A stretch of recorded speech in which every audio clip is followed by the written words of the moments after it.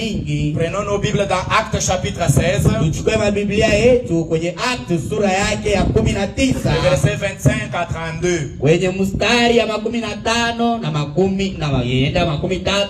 Sortez vos Bibles même qui sont dans les téléphones, c'est très important, nous allons lire ensemble. Si vous êtes très attentif, vous verrez que les pasteurs prêchent souvent avec la Bible et avec le message.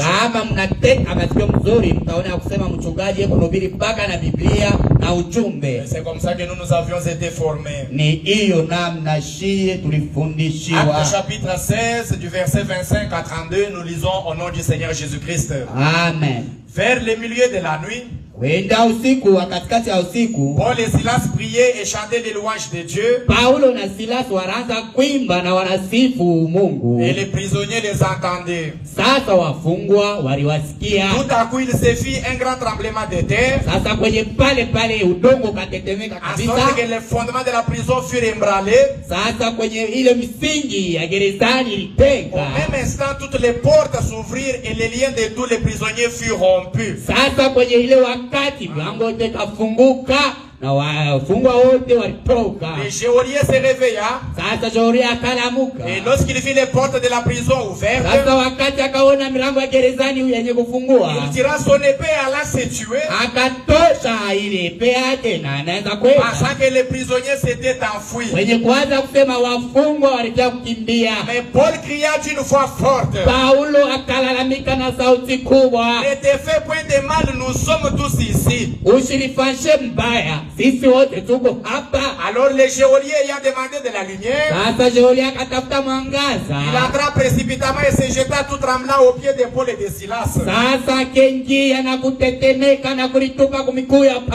les fit sortir et dit: Seigneur, que faut-il que je fasse pour être sauvé? Paul et Silas répondirent: crois au Seigneur Jésus, tu seras sauvé, toi et toute ta famille. Et ils lui annoncèrent la parole du Seigneur, ainsi qu'à tous ceux qui étaient dans sa maison. Gloire, gloire, alléluia, alléluia, gloire, gloire, alléluia, alléluia, gloire, gloire à Jésus, alléluia, alléluia, que tout soit pour Jésus, chantons, gloire, gloire, gloire.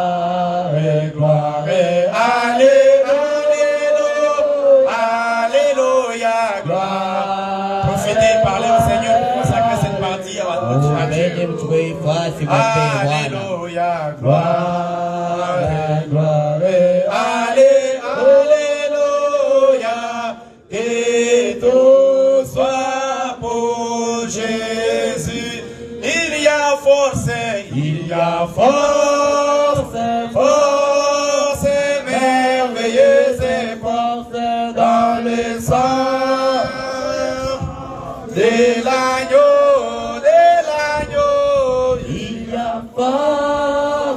Force merveilleuse et force dans les sangs précieux de l'agneau. Dieu notre Père, merci pour la lecture de ta parole. Voici ici et maintenant même que les efforts de l'homme s'arrêtent.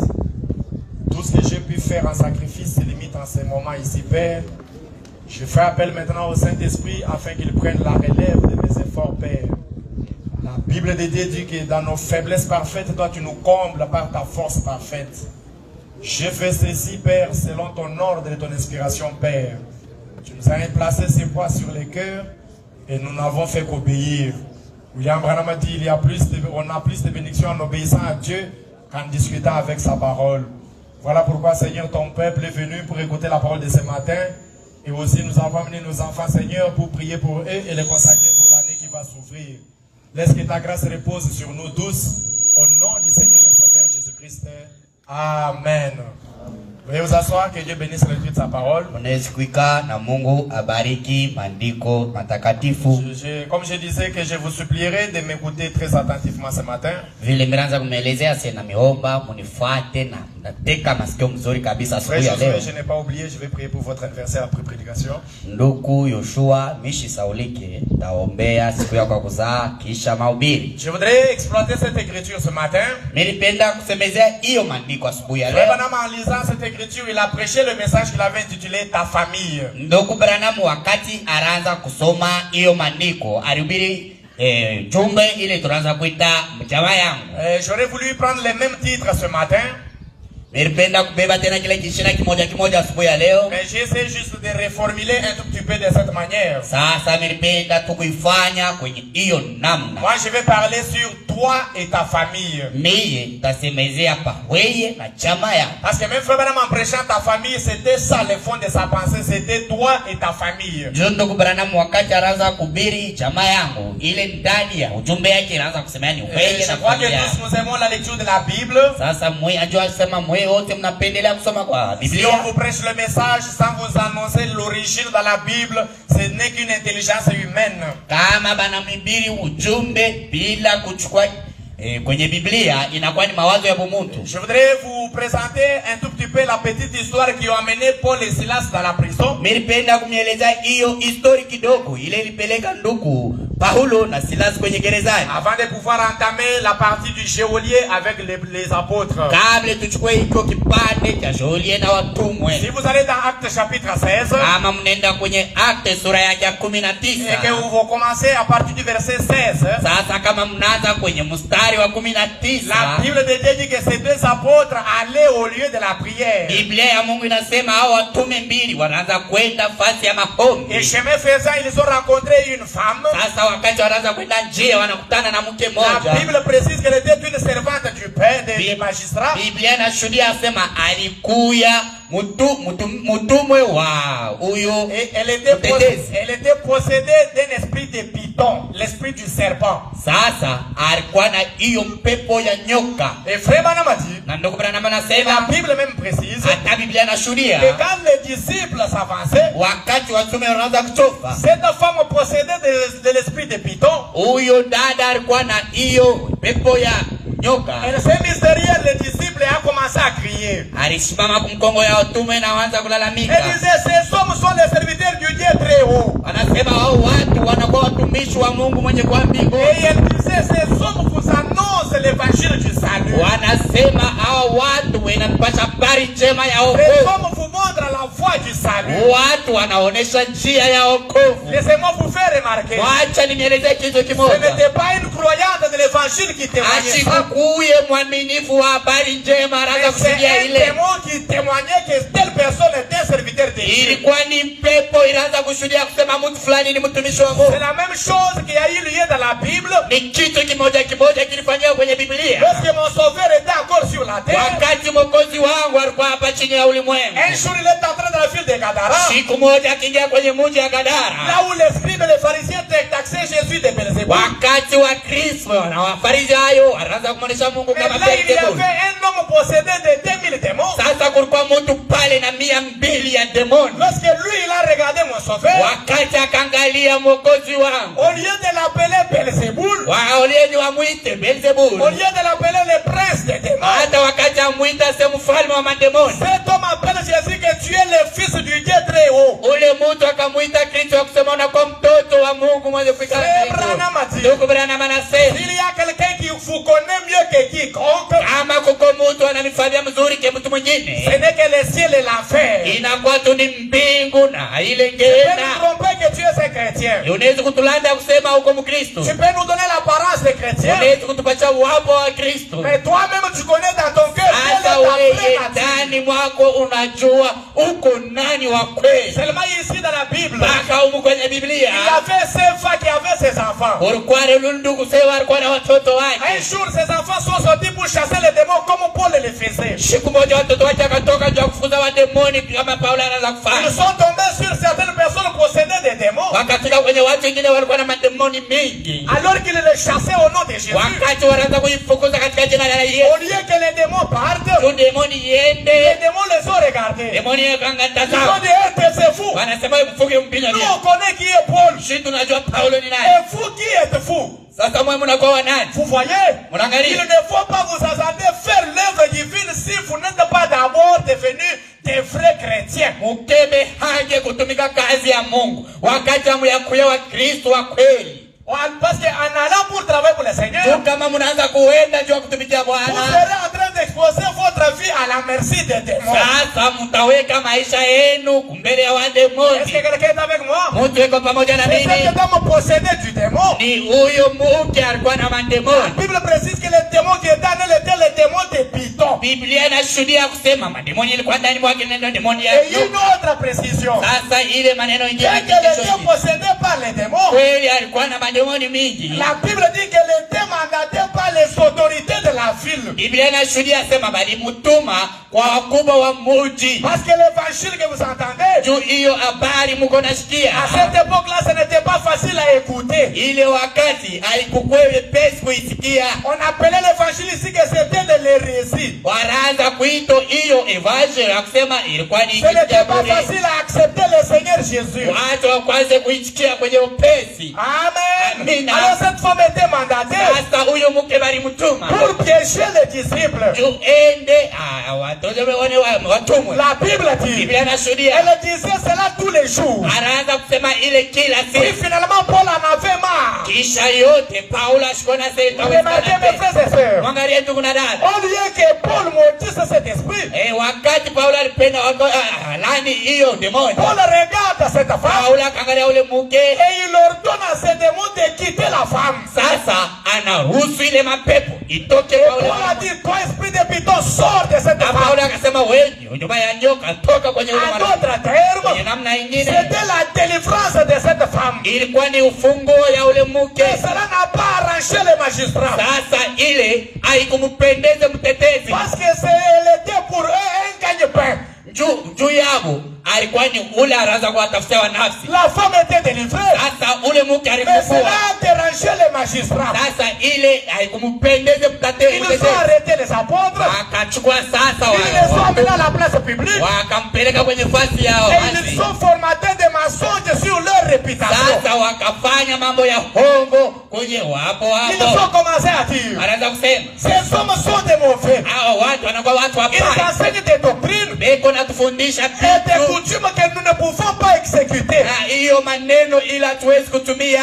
Il faut les lapider. Tunapashwa Ce uwa na sont des maisha fauteurs de troubles. wanakuwa ni watu wanaleta Ils mambo ont mbaya. soulevé le peuple contre les apôtres. Sasa wakaamusha wataifa kwenye watumwe. La Bible précise Biblia que inahakikisha ce sont les magistrats ilikuwa ni qui watetezi ont arraché les habits de Paul, walitosha mavazi ya qui ont Paulo, arraché les habits de Silas. walitosha mavazi ya Et Sila, ils nous ont donné qu'on puisse les fouetter. wakaruhusu wapige fimbo On kweli, a commencé à fouetter les apôtres. wakaanza kupiga watume Frère fimbo. Branham a dit, Ndugu Branham ils anasema ont été flagellés. balikuwa na mivimbo, Ils avaient des blessures sur tous les dos et tous les balikuwa corps. na mafuta fasi zozote. Et en finalité, Sasa kuisha ils les ont amenés en prison. wakawaleta kwenye gerezani. Frère Branham a dit, Ndugu Branham ce anasema n'était pas n'importe quelle prison. haikukuwa gerezani yoyote, C'était une ancienne prison. ilikuwa ni gerezani ya Il zamani n'était plus utilisé par les gens. ile aweze kutumia Il y tena. avait des poussières. Ilikuwa na avait des araignées. ilikuwa na Il y avait des wadudu, souris.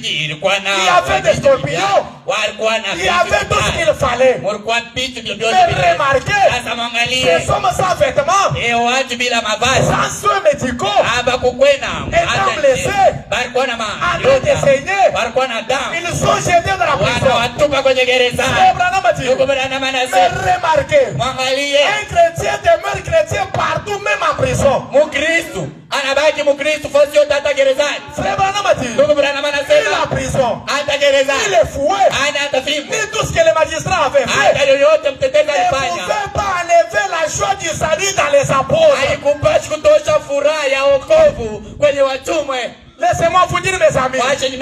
Alors Alors qu'ils étaient en prison. Frère Branham a dit, à partir de 18 heures, ils ont commencé à prêcher la parole, en train de témoigner, rapportant aux autres prisonniers combien le Seigneur était merveilleux, combien le Seigneur était glorieux.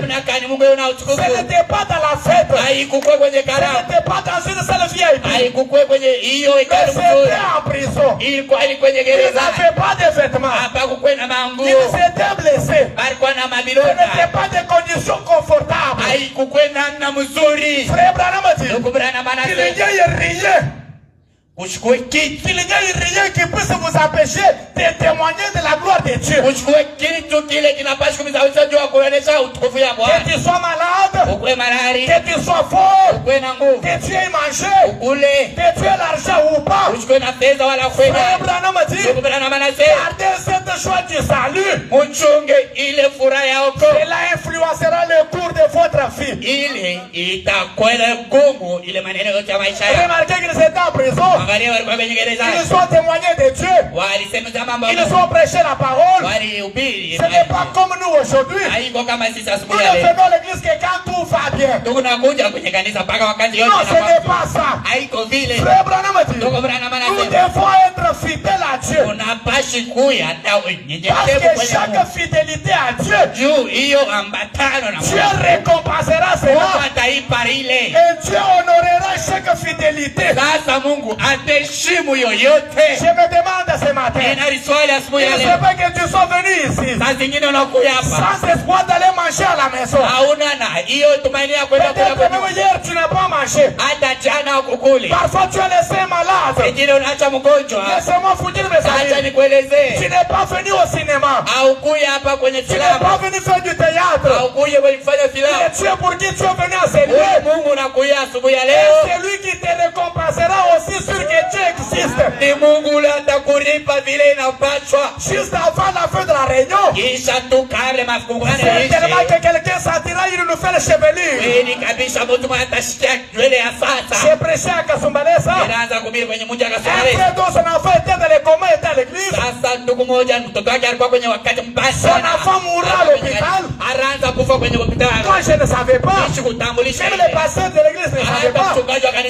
J'ai prêché la parole. Juste après la prédication, j'ai prié pour les malades. À peine que j'avais dit Amen, 3 minutes seulement, tu as remis le sang dans les côtes de l'enfant. Et l'enfant qui était dans le coma est revenu à la vie. Et le médecin, et la maman de l'enfant, tout le monde a perdu la mémoire.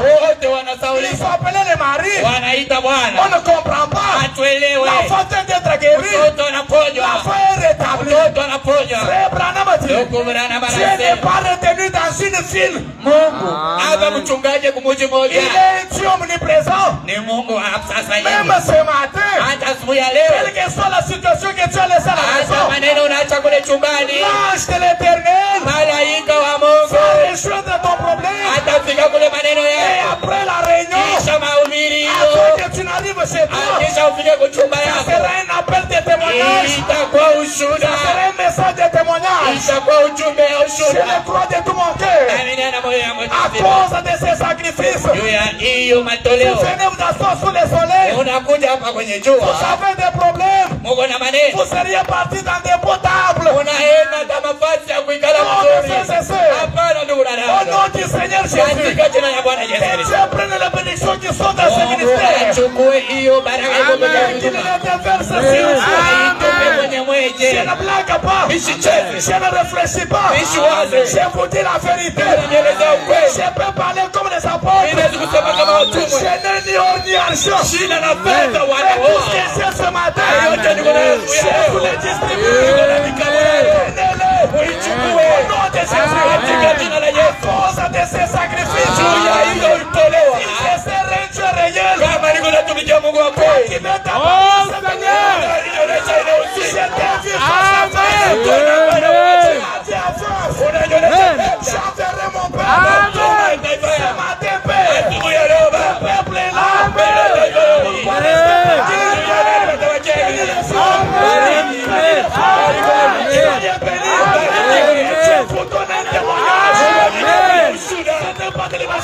C'est la réalité. Je sens cette présence. La colonne des feux. Dieu bien-aimé. Sors de la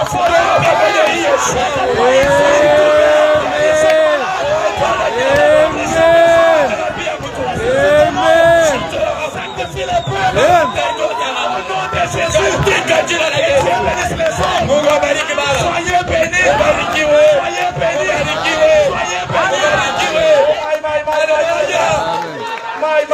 Alléluia. Je ne sais pas si quelqu'un peut dire amen. Trois fois. Un peuple a fait le même sacrifice que vous. Ils sont allés prier à la montagne. C'était sous un soleil. Son père a prêché. Et à la fin il a dit, pour les disciples, donnez-leur à manger. Il n'y avait pas à manger. Il y avait un garçon qui avait fait l'école buissonnière. Il avait 5 passants. Et toi, mes amis, c'est Branham a dit, entre les mains du garçon, c'était pas beaucoup. Mais ce garçon-là a pris son capital. Il a pris son argent. Il a remis au Jésus.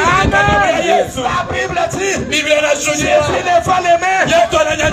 Il a rendu grâce. Au moment où les mains descendaient, cela s'était multiplié. Laissez-moi vous dire, à cause de ces sacrifices, Dieu fructifie vos moyens. Même si tu n'as pas un capital, juste même les 1000 francs que tu as, ce matin ici, je l'élève en l'air. Je te rends grâce. Multiplie ses moyens. Je vous vois des hommes d'affaires. Je vous ai dit ces jours-là. C'est seulement vous qui allez investir dans ces pays. Vous aurez des sociétés. Vous travaillez dans la société. Mais vous aurez des sociétés. Oui, mes frères et sœurs. Voilà dans quelles conditions nous travaillons. Comment Dieu ne peut pas récompenser. Sous un soleil comme ça, avec la poussière comme ça. Non, mes amis, je voudrais le défier aujourd'hui. Je lui réclame depuis la nuit. Et moi je crois de tout mon cœur. Si quelqu'un est connecté à la chair ce matin, vous verrez un miracle sans effort. Je le crois de tout mon cœur. Voici les disciples. Ils étaient en prison. Malgré ça, ils avaient au moins la force de prêcher et de chanter. C'est là que j'ai toujours dit aux gens, si tu n'as pas la force de prier, chante seulement. Vous savez, certaines prières sont exprimées dans les chants. Regardez dans la Bible. Ils n'ont pas prié. La Bible dit qu'ils sont prêchés. Et à la fin, ils ont commencé à chanter. Les chants seulement. Non, mes amis, ils n'avaient pas de synthétiseur. Il n'y avait pas d'acoustique. Il n'y avait pas de mixeur. Juste les simples voix. C'est pas comme vous avez adoré ce matin. J'ai vu tout le monde était fatigué. Mais 2 personnes seulement ont secoué une grande prison. La Bible dit, ils ont commencé à chanter. Ils ont chanté. L'onction est descendue. Je crois de tout mon cœur. Et cette onction est en train de descendre. La Bible dit, tous les fondements de la prison s'effondraient. Les murs éclatèrent. Remarquez, la Bible dit que les mains et les pieds étaient liés. Quand cette onction est descendue, elle n'a pas seulement écroulé les murs. Haikuangusha tu vibambazi. Cette onction a ouvert les portes. Ile upako ikafungua milango. Et cette onction a délié les apôtres. Sasa ile upako ikafungula tena watu. Ce matin, Asubuhi ya leo, et tous les murs dans lesquels vous êtes enfermés s'écroulent au nom de Jésus. basi vyote vile mwisho kufungua yanguke katika jina la Et Yesu. que toutes les portes devant vous Na ile milango yote mbele puissent s'ouvrir au nom du Seigneur. ifunguke katika jina Les la Bwana. portes du succès, Mupate les uwezo, portes du bonheur, mupate les furaha, portes de la joie. mupate Il n'y a furaha. rien qui vous fasse obstacle. Usiwe kitu hata kimoja kile kinaweza Le kumizuiza. vendredi, frère Branham a dit, Siku ya mkazano prenez cette lance, mubebe hiyo mshale. tirez, tirez sur ces obstacles. Upige ile maneno. Ce matin, Asubuhi ya ce n'est leo pas ton combat. haikuko nguvu. Toi, chante seulement. Wewe imba tu. Vous verrez comment Dieu lui-même va s'en charger. Utaona vile Mungu yeye peke La atachukua même maneno. main qui a écroulé la muraille de Jéricho, Ile mkono ile kuimba moja kwa moja c'est kulitula la ile même main qui était en action ici en prison. inakuwa ni mkono moja moja Oh, merci, ila Seigneur kwenye Jésus. maneno kwenye gerezani. Oui, Asante. mes amis. Kweli. Oui, mes frères et sœurs. Kweli ndugu na dada. Et quand la prison s'est écroulée, Wakati gerezani inaanguka, le geôlier qui était la sentinelle a cru que, comme les gens ici, il y a eu écroulement, c'est que les prisonniers ont fui. En d'autres termes, c'est moi qu'on va demander les prix. Avant même que l'État ne me fasse payer pour cette évasion, je vais moi-même me tuer. Geolie ule alikuwa pale kama njamu, wakati anaona gerezani inaanguka, analiswali, anasema hapana, kama hawa watu wafungwa wanakimbia, sasa mie ndio bataswali, tasema nini? Akashimama. Il a pris son épée. Anabeba mshale. Il est allé pour se couper la tête. Anaenda ndio alikata kichwa. Paul qui était là, Paulo anakuwa pale. il a crié, oh, ne te fais pas Anasema du mal. Paulo usifanye baya. Nous sommes là. Tuko hapa, hatukimbie. Tuko hapa. Je vais vous dire, mes amis, Mimi napenda kuelezea. même comme les prisons vont souffrir, Hata vile gerezani itafunguka, ne partez pas. msikimbie. Votre propre ennemi est celui qui vous tiendra la main pour vous libérer. Ule ajue ndio moja moja atamichukua kwa mkono juu ya kubiatisha. Israël, avant de quitter l'Égypte, frère Branham dit c'est son ennemi qui a mis entre ses mains la nourriture à manger au désert. Israeli kabla atoke kwenye Misri, Branham anasema ilikuwa ni adui wake ndio alimpatia chakula kwenye mikono yake. La sentinelle regarde et dit, Shamu anaangalia anasema, quel type de chanson? hapa ni watu gani hapa? Ils ont chanté Wanaimba tu. les simples chansons. Mimbo tu. Simple comme ça. Mimbo tu. Toute la prison par terre. Gerezani yote chini. Mais s'ils avaient prié, Sasa kama waliomba, ils n'étaient pas beaucoup, deux. walikuwa wamingi, wawili tu. Non, non, non, non, non. Vous avez un Dieu réel. Hapana, haiwezekani mnakuwa na Mungu wa kweli. Mon cher, Hapana, ndugu. qu'est-ce que moi aussi je peux faire pour être sauvé comme vous? Sasa mimi nifanye nini ndio niokolewe kama mweye? C'est là que Paul lui dit, crois au Seigneur Jésus, tu seras sauvé, toi et ta famille. Ndio pale Paulo anamuelezea, amin, Yesu Kristo, utaokolewa wewe na chama yako. Autrefois, comme vous êtes assis là, quelqu'un peut penser que ça veut dire que comme moi je suis sauvé, automatiquement toute ma famille est sauvée. Frère Branham dit, ce n'est pas ça. Mais écoutez l'interprétation du prophète. Wakati mko mkarika hapa, mnawaza kusema kama mimi niokolewa na jamaa yangu, haiko vile. Msikie kutafsiri kwa nabii. Est-ce que vous êtes avec moi? Mko na mimi. Maintenant, je commence à prêcher mon message. Sasa naanza kuhubiri ujumbe Dans le wangu. message, les investissements. Kwenye ujumbe kuinvestir. Investissement. Donc, le 16 novembre 63, paragraphe 108. Yenye kubiri tarehe mstari wake 13. Frère Branham dit, écoutez bien cette interprétation. Ndugu Branham anasema mshikie hiyo utafsiri mzuri. Il a dit, Anasema, crois au Seigneur Jésus-Christ, toi et ta famille. amini Yesu Kristo wewe na jamaa yako. Pourquoi? Juu ya nini? S'il croyait réellement, pas faire semblant de quoi, mais croire réellement. Kama unaamini kweli, hata unafanya saa kama unaamini. Kuamini kwa kweli. Jésus a dit, Yesu anasema, voici les miracles accompagneront ceux qui auront cru. mwangalie miujiza ile itawenda na wale wataamini. Il n'a pas dit voici les miracles qui accompagneront peut-être ceux qui auront cru. Mais ceux qui auront cru. Ashikuseme, mwangalie miujiza ile itaidelesha saa zingine wale wanaamini. Frère Branham a dit, Ndugu Branham anasema, écoutez maintenant l'interprétation. mshikie sasa Tu hiyo seras utafsiri. sauvé toi et toute ta famille. Utaokolewa wewe na jamaa yako. C'est pourquoi j'ai voulu que vous ameniez les les enfants. Ndio pale nilipendela mplete watoto. Parce que je vais vous parler de vos propres enfants que vous allez voir. Njoo niko namielezea maneno ya watoto wenu. Je vais vous parler de votre femme que vous allez voir dans la foi. Nitaotembezea ule mke wako ule utaona kwenye imani. Bien sûr pour les célibataires.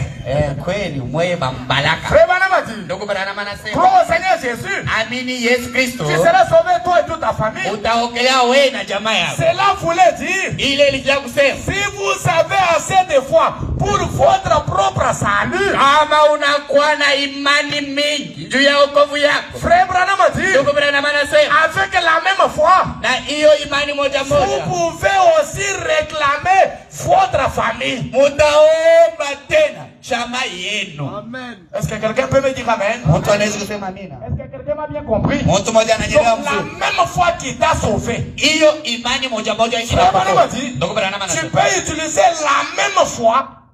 Unaweza kutumia ile imani moja moja pour réclamer ton père, juu ya kuomba babako, réclamer ta mère, omba mamako, réclamer tes frères, omba wa ndugu yako, réclamer tes sœurs, omba wa ndugu yako, réclamer ta femme, omba mke wako, réclamer même tes enfants. Omba hata watoto yako. Pas deux fois. Haiko imani mbili. La même fois. Imani moja moja ile. Est-ce que quelqu'un peut dire amen? Est-ce que mtu anaweza kusema amina? Ndugu Branham anasema. Si vous avez assez de foi pour votre propre salut, kama uko na imani mingi juu ya wokovu yako, vous pouvez aussi réclamer votre famille par la foi. Unaweza tena pia kuomba jamaa yako kwa imani. Ndugu Branham anasema kweli. Si vous avez ce genre de foi là, kama uko na hiyo namna ya imani, votre foi peut aider votre famille. Imani yako inaweza kusaidia jamaa yako. Je voudrais entendre un grand amen. Ninataka kusikia amina ya kweli. Ta propre foi ce matin. Kusema imani yako pour ta famille. Inaweza kuomba jamaa yako. Elle peut également aider votre famille. Inaweza pia kusaidia jamaa yako. Regardez Rahab la prostituée. Angalia Rahab huyu kahaba. Dans Josué chapitre 2. Kwenye Yoshua mstari ya pili. C'est elle qui avait reçu les espions de Josué. Ni yeye ndio alipata ule watuma wa Yoshua. Les espions lui ont donné tous les plans. Sasa wale watuma akampatia matengenezo yote. Et cette femme a dit. Sasa ule mke akasema. Nous avons entendu la réputation de votre Dieu. Tunasikia ile kavumu ya Mungu wetu. Je n'ai jamais vu Josué. Siaonaka Yoshua. Je n'ai jamais vu Moïse. Siaonaka Musa. Mais votre Dieu. Sasa ule Mungu wetu. Nous avons entendu ces témoignages. Tunasikia ushuhuda yake. Et nous croyons dans ces témoignages. Sasa tunaaminia ushuhuda yake. Est-ce que vous êtes avec moi? Uko pamoja na mimi? Cette femme a dit. Ule mama akasema. Faites-moi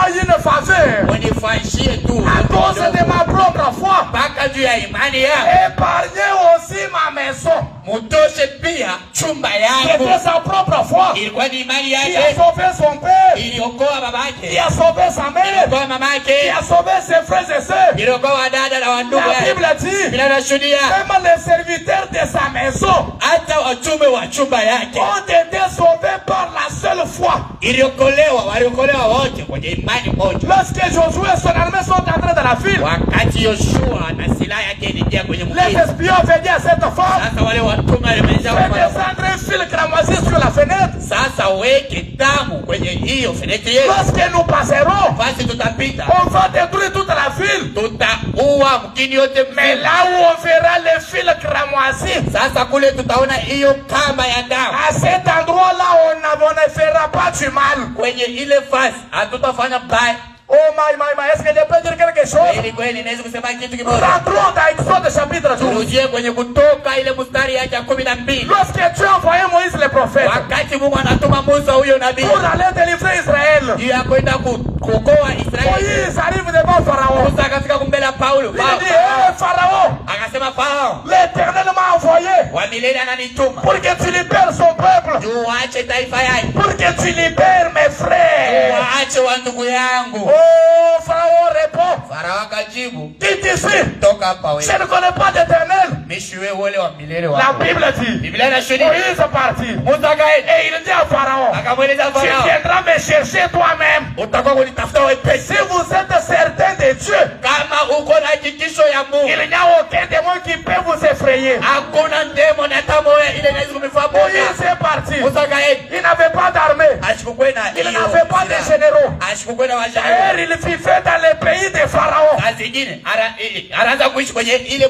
dans le cas de l'ennemi que Moïse impose son autorité. uwezo yake. Pharaon est resté. Farao akabaki. L'éternel. Asema eternel wa milele wa milele wa milele. Milele mwenyewe ule ni nani? Ah bon? Ah, bon, c'est des mots qu'on se redoute comme ça.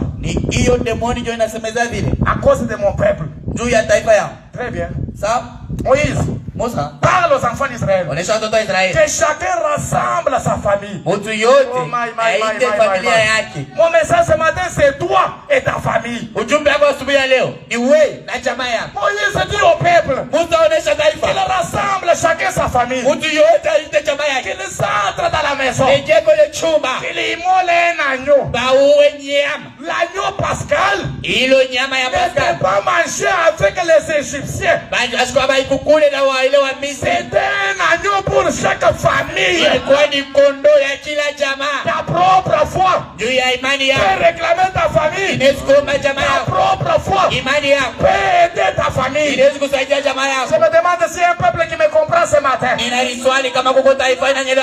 Moïse dit au peuple, tout le monde dans la maison, chacun avec sa famille, immolez un agneau, prenez le sang de l'agneau, mettez-les sous les linteaux, mangez la chair de l'agneau. Écoutez mes amis, pendant ce temps, Pharaon menait sa vie normale. Il ne savait pas que cette nuit-là, le même homme qui l'a dit qui est l'Éternel allait passer dans la ville. Frère Branham a dit, mais le matin, la nuit, lorsque l'ange de la mort est venu, il a commencé par la maison de Pharaon. Son fils aîné a été décapité. Frère Branham a dit, les choses que vous faites dans votre vie, faites très attention. Vos enfants pourront les récolter. C'est Pharaon qui a dit qui est l'Éternel. Et Dieu ne l'a pas tué. Qui est-ce qu'il a tué? Il est allé tuer son fils aîné. Le matin, Pharaon se réveille. Fiston. Il appelle le général. Premier ministre. Ici ça ne va pas. Mon fils est décédé. Il entend au téléphone là. Oh Pharaon, pardon. Venez pleurer avec moi, mon fils est décédé. Non, plaît, ton fils toi seul. Il est aussi de chez nous. Vous comprenez? Pendant ce temps, l'agneau était mangé en famille chez les enfants d'Israël. Je me demande si il y a des croyants ce matin. Frère Branham a dit, même chez Corneille, Corneille était le seul à prier, à faire les aumônes. Dieu est descendu lui dire, les aumônes sont montés au trône. Maintenant on voit quelqu'un choper. Je suis dans Actes chapitre 10. Souvent on dit que les branhamistes ne connaissent pas la Bible. Je voudrais inviter quelqu'un qui s'y connaît dans la Bible. Qu'il vienne me parler de la Bible que lui connaît. Parce que moi j'ai lu la Bible avec les lunettes prophétiques de Malachie 4. Pour moi, depuis l'ouverture de cette sceau, cette Bible est un nouveau livre à mes yeux. J'ai lu la Bible, même la pensée qui est dans l'écriture de la Bible. C'était Corneille seul qui avait cru. Mais l'Éternel lui dit, enfin quelqu'un a chopé. Il appelle Pierre. Il vient prier pour ta maison. Lisez ensemble moi dans Actes chapitre 10. La Bible dit, et lorsque Corneille a envoyé les gens appeler Pierre, et en attendant, papa, faut venir chez moi ici. Dis à maman, venez vite.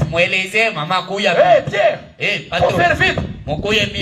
Kabaya, Attention. C'était parce que toi tu as.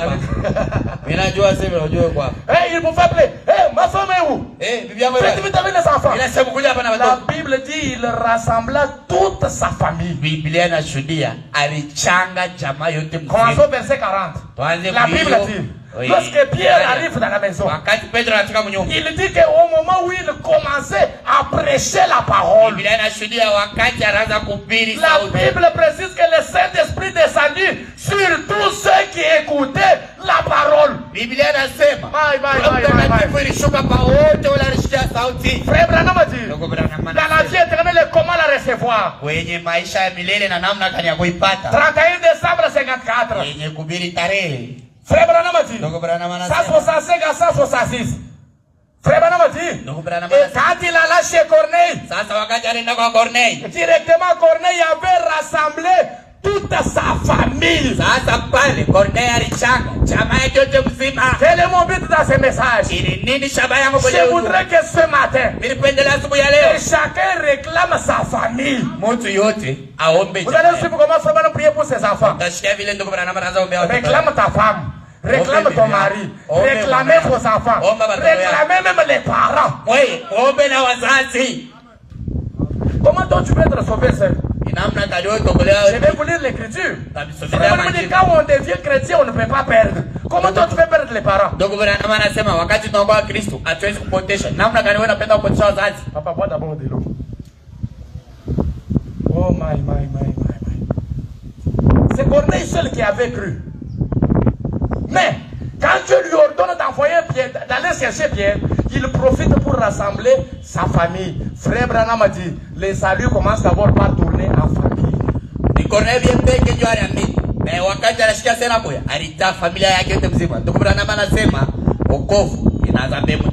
Puis-je dire quelque chose selon le contexte de mon message?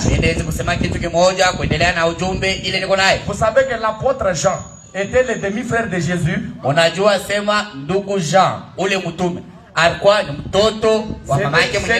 le fils que Marie a eu avec Joseph. Mais lisez la Bible. Je crois que c'est dans Jean chapitre 18. La Bible dit que c'est lui qui s'est couché dans la poitrine de Jésus était le disciple que Jésus aimait beaucoup. Et qui était-il? Il était Jean. Biblia inashuhudia ule anaanza kulala mkilari cha Yesu. Ilikuwa ni ule mtume Yesu alipeleka sana. Na alikuwa nani? Alikuwa Jean. Jean nani? Ndugu yake. Qui est celui à qui Jésus a dit que certains parmi vous ne mourront pas sans qu'il n'ait vu ma venue? Qui était-il? Il parlait des gens qui ont vécu jusqu'à écrire les livres d'Apocalypse. La grande révélation, Jésus ne l'a pas donné à tous les disciples, mais il l'a d'abord donné à son propre frère. Wanduku, ni nani walisema wengine watabaki tina pale nitakuja? Anaanza kusemezea nani? Anaanza kusema ni Jean. Ni ule alibaki anaandika tina kitabu cha kile Apocalypse. Je dis ça pour que vous soyez jaloux. Niko nasema hivi ni njoo mushikie hiyo jalousie. Corneille là, la foi de Corneille a sauvé toute sa famille. Écoutez comment Frère Branham dit de ce que nous devons faire pour nos enfants. Suivez-moi très bien. Demandez à la soeur qui est avec l'enfant là de ne pas être distraite. Je veux que tout le monde comprenne maintenant bien. Quels sont les enfants que vous avez là? Oh my. Dans le message ta famille. 8:61 paragraphe 22 à 23. J'aurais voulu même avoir 50 bouches sur ma tête pour parler de ces choses. Eh bien, je sais que nous voulons... Nous pensons que nos gosses ici sont des renégats. Ça c'est les gens qui passent. Nous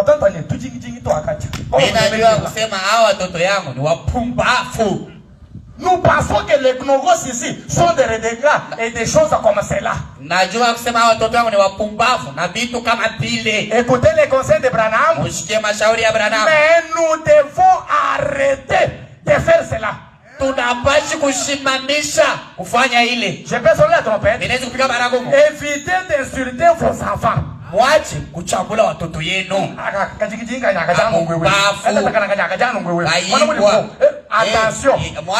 Dans le message, viens et suis-moi. Paragraphe 61. Frère Branham dit, nos paroles de la bouche ne meurent jamais. Donc Branham anasema kwenye ujumbe kuja na unifuate. Kwenye mstari ya 9:1 anasema na sauti yetu haikufuate. Même si tu prononces ça aux toilettes, tu prononces ça en voiture, tu prononces ça à la douche, tu prononces ça en route en train de marcher. Frère Branham dit, ces paroles-là ne mourront jamais. Ile masauti haitakufa kamwe.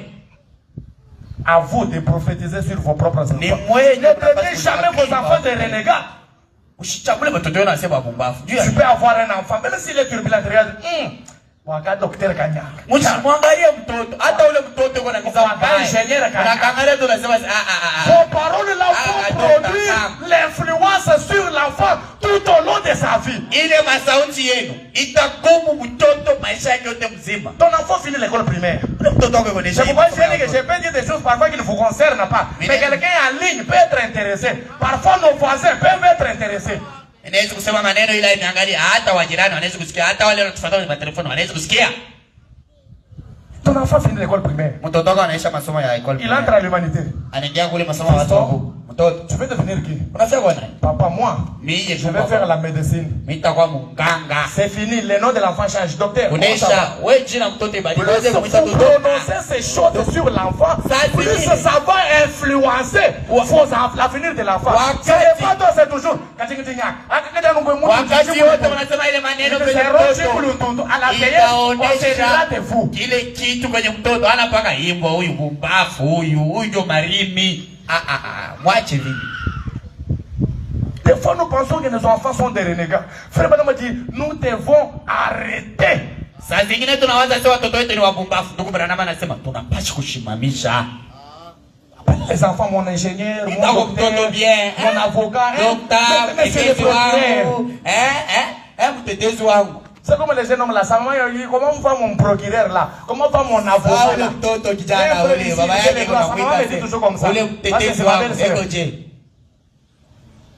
Dites de bonnes paroles sur vos enfants. Frère Branham, je vais vous lire. Même si l'enfant là est un casse-tête pour vous, ne changez jamais la prophétie sur l'enfant. Dites toujours les bonnes paroles.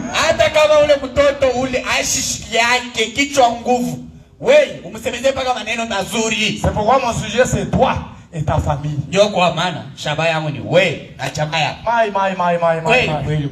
Est-ce que je peux sonner la trompette? Vous qui êtes mariés, dites toujours des bonnes choses sur votre femme ou sur votre mari. Ça l'influence au cours de votre vie commune.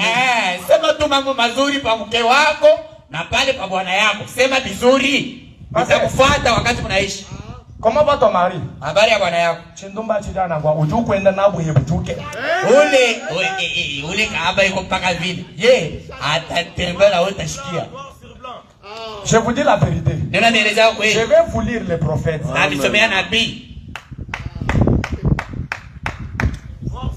Regardez vos enfants. Non, Dieu m'a donné des beaux enfants. Papa, merci. Qu'est-ce que j'ai fait pour avoir des beaux enfants? Tu vois ma fille ici? Elle sera la femme d'un pasteur. Crois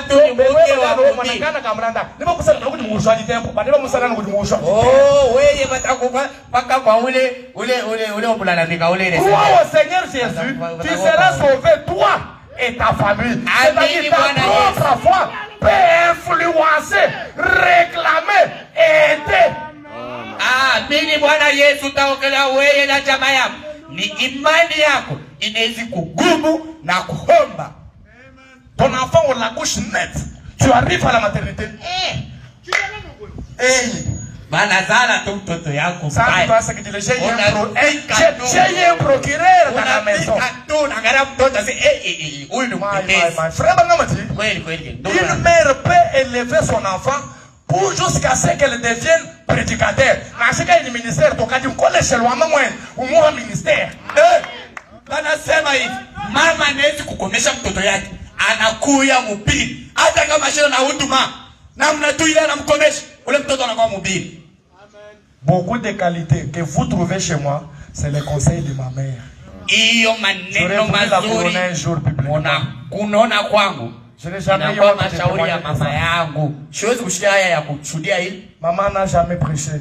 Mama shahubiriaka. Mais quand j'étais encore au début de mon ministère, sasa wakati nilikuwa kwa mwanzo ya huduma yangu, elle m'a dit, fils, mets-toi ici. Alinielezea mtoto ikala. Tu es un serviteur de Dieu. Uko mtumishi wa Mungu. Quand quelqu'un vient pour te soumettre un problème, ne l'interromps jamais. Même s'il parle 5 heures, laisse-le écouter. Ce n'est pas mon pasteur qui m'a dit ça, c'est ma propre mère. Anasema kama mtu anakuuliza mambo, wewe shumukata. Hata kama anasema masaa 5.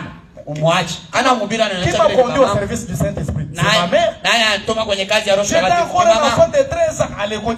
Mimi kwa mtoto wa miaka 13 kwenye hiyo mashule ya watoto. Vous attendez que vos enfants seulement occupent des adultes pour avoir la vie? Non, commencez avec l'enfant depuis les bas âges. Mwanze na mtoto wakati ngani mtoto mchanga. Et puis je dis mes amis, nitasema nini wandogo? Si vous-même vous venez à l'église à retard, les enfants sauront à venir à l'église avant leur commande. Ils sauront que non, c'est la vie, parce que le fils ne fait rien que ce qu'il voit au père. Ça ne veut pas seulement dire que l'enfant voit des visions. Ta propre vie influence l'enfant. Ile maisha yao. Un jour de Noël. Anasema siku moja, siku ya kuzaliwa. Un papa est sorti avec son fils. Papa moja akatoka na mtoto yake. Il arrive chez Pierre, il prend les chilumia. Il arrive chez Shekina, il prend les chilumia. Il arrive chez il prend les chilumia. Il arrive chez il prend les chilumia. Et le soir, jioni sasa, le papa était ivre. Ule papa alilewa sasa. Il commence à marcher comme ça. Anaanza kupika pikpo. Anaanza kupika lepa tu na pepo. Il oublie. Il était sorti avec son enfant. Anasaulika kusema comme l'enfant était aussi derrière, l'enfant aussi commençait à faire. Mtoto anaanza kupepa pia. Kile baba anafanya mtoto. Anaangalia wewe mtoto. Wewe moi je comme ça. Tembea. L'enfant dit mais papa, je ne fais que ce que toi tu fais. Mtoto anasema papa, si unafanya tu vile unafanya. Votre vie. Ile maisha ya la vie de vos enfants. Iko na gumu maisha watoto yako. Toi un père et une mère. Tout est ça tout. Comment? Wewe baba kushimana mabao kabu. Kanyama. Atabakia paka tuimbwa tu. Mai. Kweli. Je ne sais pas si je vais finir ça or il y a la campagne le mercredi. Jiwe kama nitamaliza hiyo, tuko na karamu siku ya kazi. Je crois que nous devons nous rappeler que ces petits enfants sont les meilleurs enfants qu'il y ait au monde. Baba toto wacha. Watoto wazuri Quelqu'un peut dire amen. Hey, mes enfants qui me sortiront de la souffrance. Hey, mes procureurs et mes médecins. Hey, mes enfants. Ils sont les meilleurs enfants au monde. Il n'y a personne qui va les aimer et vous dépasser. Car ils sont nos enfants. À cause de cela, nous les réclamons pour Dieu.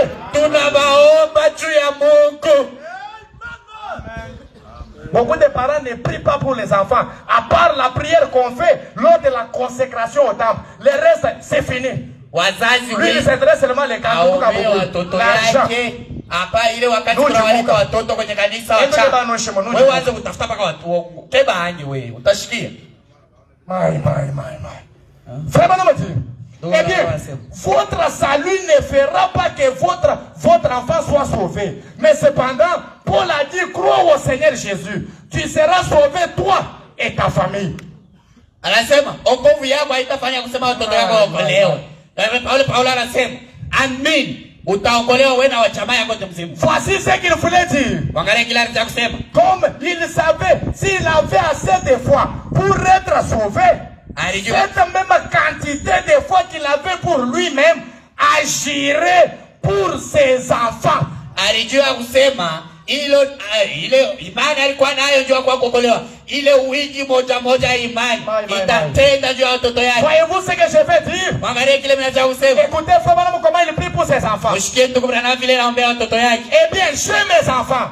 Niko na watoto yangu. Voilà mon petit garçon Joseph. Angalia huyu mtoto yangu mchanga Yusufu. Il y a Billy, Sarah et Rebecca. Kuna Billy, Sarah na Rebecca. Eh bien, je fais donc fort que chacun de devenir un ouvrier pour l'évangile. Napenda kona kila mmoja akwe mtenda kazi wa habari njema. Est-ce que Joseph n'est pas ouvrier aujourd'hui? Est-ce que Philippe n'est pas ouvrier de l'évangile? Il a des enfants perdus, Branham est perdu. Je veux voir chacun d'eux devenir ouvrier dans l'évangile. Branham a dit, faisant quelque chose. Branham a dit, je vais les voir sauvés et remplis du Saint-Esprit.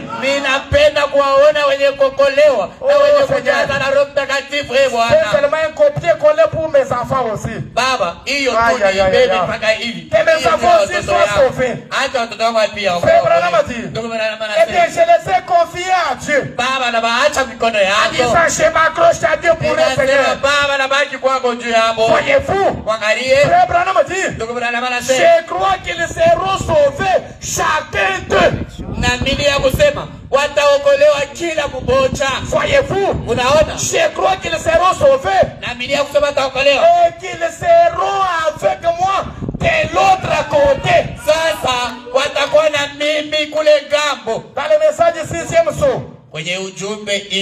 saut, paragraphe 453, et vous descendez. Frère Branham raconte un songe. Il dit, un jour il s'est vu au portail du ciel. Il y avait une foule de gens. Un instant. Il y avait une foule de gens.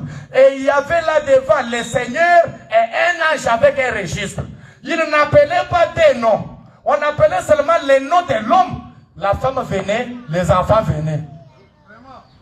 Allez lire ça dans 6e saut, paragraphe 453 et descendez. Frère Branham dit, on pouvait appeler. Orman Neville. Neville s'avançait. C'est Neville seul qu'on appelait parce qu'il est le chef de la famille. Et quand il s'avançait, sa femme venait, il l'entourait. Et quand il évoluait derrière lui, les enfants venaient, il s'alignait. Frère Branham dit, quand c'est arrivé mon tour, on a appelé William Branham. Je me suis avancé. Les gens étaient en train de me taper sur les épaules. Oh frère Branham, courage, félicitations. Il dit, j'ai fait quelques pas. J'ai entendu une main glisser sous mon épaule. J'ai regardé comme ça. C'était la sœur Hop. Avec ses beaux yeux. Elle était belle sur la terre et même belle au ciel. Amen. Non, mes amis. Tu seras sauvé, toi et ta famille. Amen. Alléluia. Alléluia. Il dit, il avance devant. Sa femme Hop apparaît. Il fait quelque part. Il sent une autre main glisser dans le bras. Il regarde comme ça. C'était la sœur Meda. Il s'avançait avec les deux femmes parce qu'il en a épousé deux. Ce n'est pas la polygamie. C'est parce que la première était décédée qu'il en a épousé une deuxième. N'allez pas dire qu'il faut marier deux femmes pour rentrer avec dans la voie, c'est faux.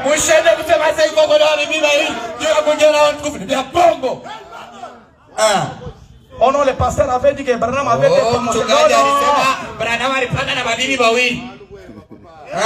Bien confirmé, papa. Frère Branham avance avec les deux. Quand il commence à monter les escaliers, je tourne derrière. Voici mes enfants. Pour te protéger, sincèrement. Vous voyez ma fille ici. Elle peut être épousée par un homme à l'Afrique du Sud. Est-ce que tu l'as déjà marié au ciel? Au sein de la voie en Afrique du Sud.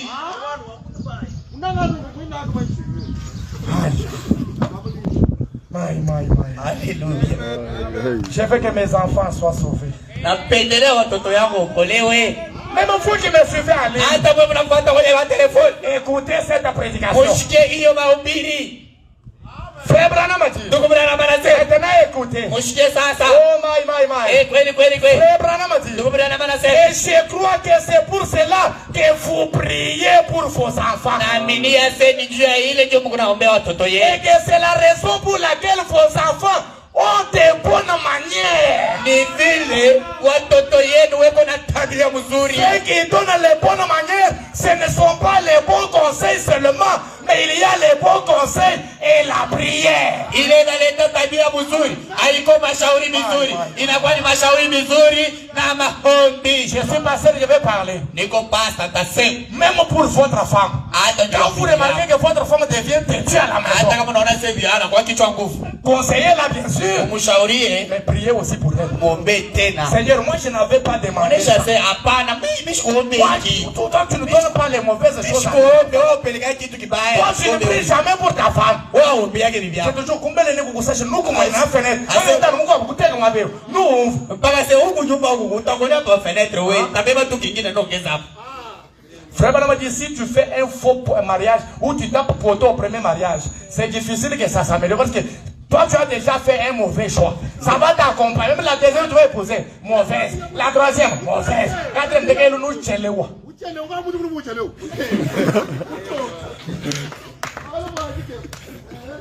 Alléluia, alléluia. Est-ce que quelqu'un peut dire amen? Est-ce que quelqu'un peut dire amen? Vos enfants ont les bonnes manières parce que vous avez prié pour eux. Watoto yenu beko na tabia mzuri juri baombea. La rentrée scolaire c'est demain. Je connais un enfant à qui on a initié à la magie à l'école. Un enfant de première CO. Initié à la magie par un autre enfant de première CO. Faites attention avec vos enfants. Frère Bonhomme dit les enfants, c'est le trésor et l'héritage que Dieu vous donne. Mkebe aje na watoto yenu. Najua mtoto mama anamweka mpaka madawa. Mtoto kitanga kabisa. Ndio anasema mkebe aje na watoto yenu. Wanakuwa ni hiyo utajiri Mungu anatuamulia.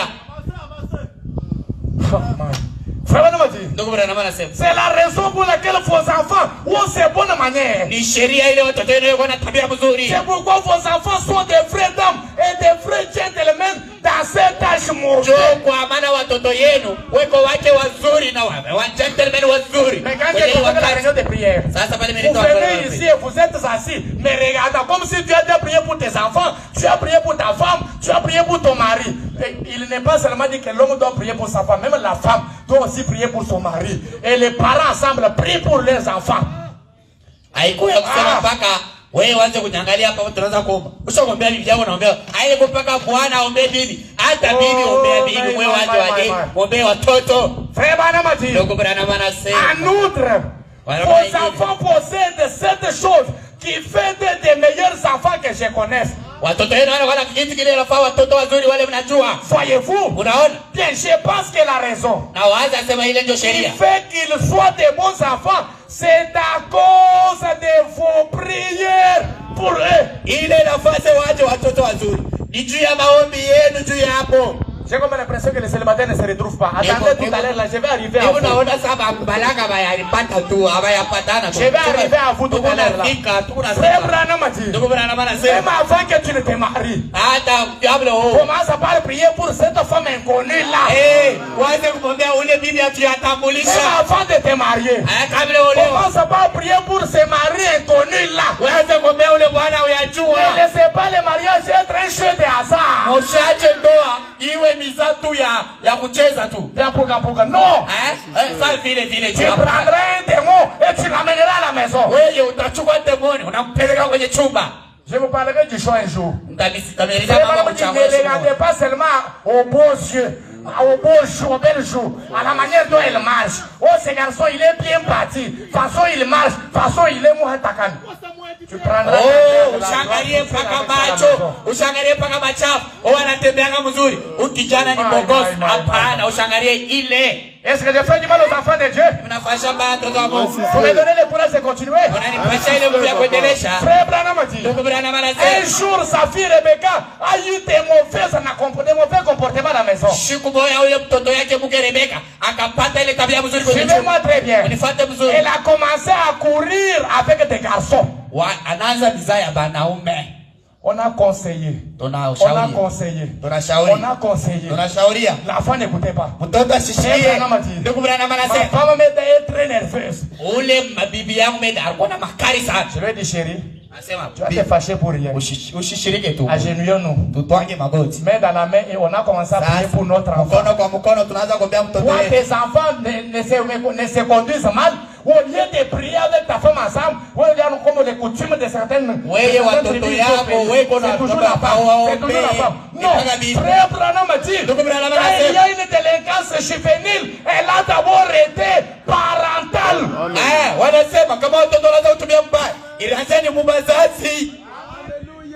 Crois au Seigneur Jésus, il sera sauvé toi et ta famille.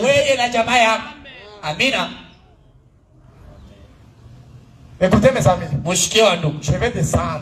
Soyez patient. Regarde comment tu veux déjà fuir. Frère Branham m'a dit, même toi né un enfant né dans une maison, tu dois prier pour tes parents, prier aussi pour tes frères et sœurs. Ta propre foi est soulevée, et tes parents et tes frères. Toi, tu es le seul à croire le message. Quand est-ce que tu as déjà prêché à tes parents la vérité de la parole? Papa, il y a une lumière du soir qui est apparue. Regardez le message. Regardez la Bible. C'est comme ça, c'est comme ça, c'est comme ça. Non, non. Tu es content quand on te dit, et tu en es fier. Non. Dieu te redemandera. Qu'est-ce que tu as fait pour ta famille?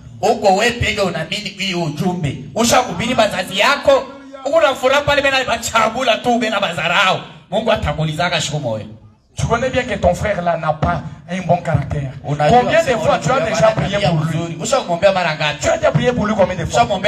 Tu sais seulement très bien que ta soeur là, ça ne va pas. Elle est de mauvais caractère. Combien de fois tu as déjà prié pour ta soeur là? Jusqu'à jeûner. Moi j'ai déjà fait 7 nuits et 7 jours à la montagne, loin de la ville. À 55 km de la ville, uniquement pour ma famille. Si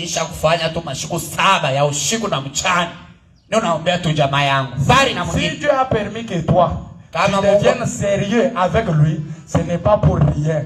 Il l'a fait pour que par toi, les autres aussi te suivent.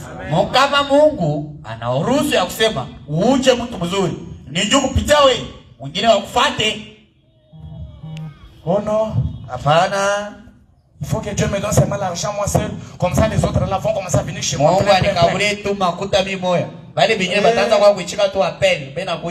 Toi aussi qui n'as pas l'argent là, quand ton frère a des moyens, il t'associe. Tu ne peux pas travailler pour que vous vous développiez. Toi tu viens pour les détruire. Pour le choix en Afrique.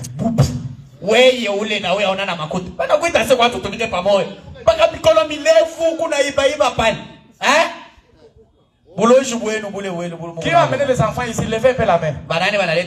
Les filles ou les garçons? Ok. Prenez vos Bibles. Écoutez qui sont vos enfants là. Comment la Bible dit? Psaume 144. Verset 12, la Bible dit. Nos fils sont comme les plantes qui croissent dans leur jeunesse. Et toi, les plantes de tes maisons poussent, toi tu es en train de couper. Tu es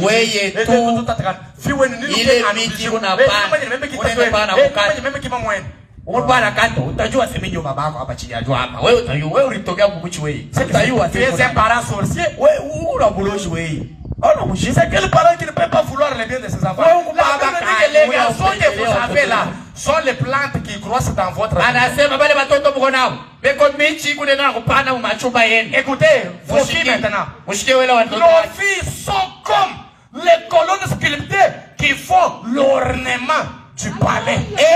Watoto yenu wake weko kama hiyo koloni iko na ngala tu. Mais il y a des frères et des hommes qui que la femme au monde que des filles. Oh non, et ça c'est que l'enfant. C'est les garçons. La Bible dit que les filles sont les ornements. Kuko wanduku kama bibi anazala paka banamuke wewe paka banamuke tena na bwana. Biblia inashuhudia kusema watoto wanamuke weko kama vitu vinaangalisha nyumba. Oh my. Que le Saint-Esprit vous en fasse développer. Mungu anisaidie muishikie mzuri, muelewe vizuri. Écoutez Psaume 128. Muishikie Psaume 128. Du premier au 6e verset. Kwanza mstari wa kwanza kwenda mstari wa 9. La Bible dit. Biblia inashuhudia. Heureux tout homme qui craint l'Éternel. ni waheri wote ule naogopa Mungu. Qui travaille, qui marche dans ses voies. Ule kona tembea manjia yake. Cet homme-là, ule mtu ule, tu jouis alors tu travailles de tes mains. Eko na furaha na kazi ya mikono yake. Tu es heureux. Uko na furaha. Et prospère. Na unaendelea. Écoutez votre femme là. Mshikie ule bibi yako. La Bible dit au verset 3. Biblia inasema mstari wa 3. Vous avez la Bible, on peut lire ensemble. Wewe wale mna mstari Biblia tunasoma pamoja. Ta femme est comme une vigne féconde dans l'intérieur de ta maison. Eko kama mbeko ile konazaa ndani ya chumba yako. Or c'est avec la vigne qu'on fait le vin. Donc la femme doit être la seule personne qui doit vous enivrer. Vous les frères, votre femme doit être la seule personne qui doit vous enivrer. Tu regardes ta femme, tu es ivre.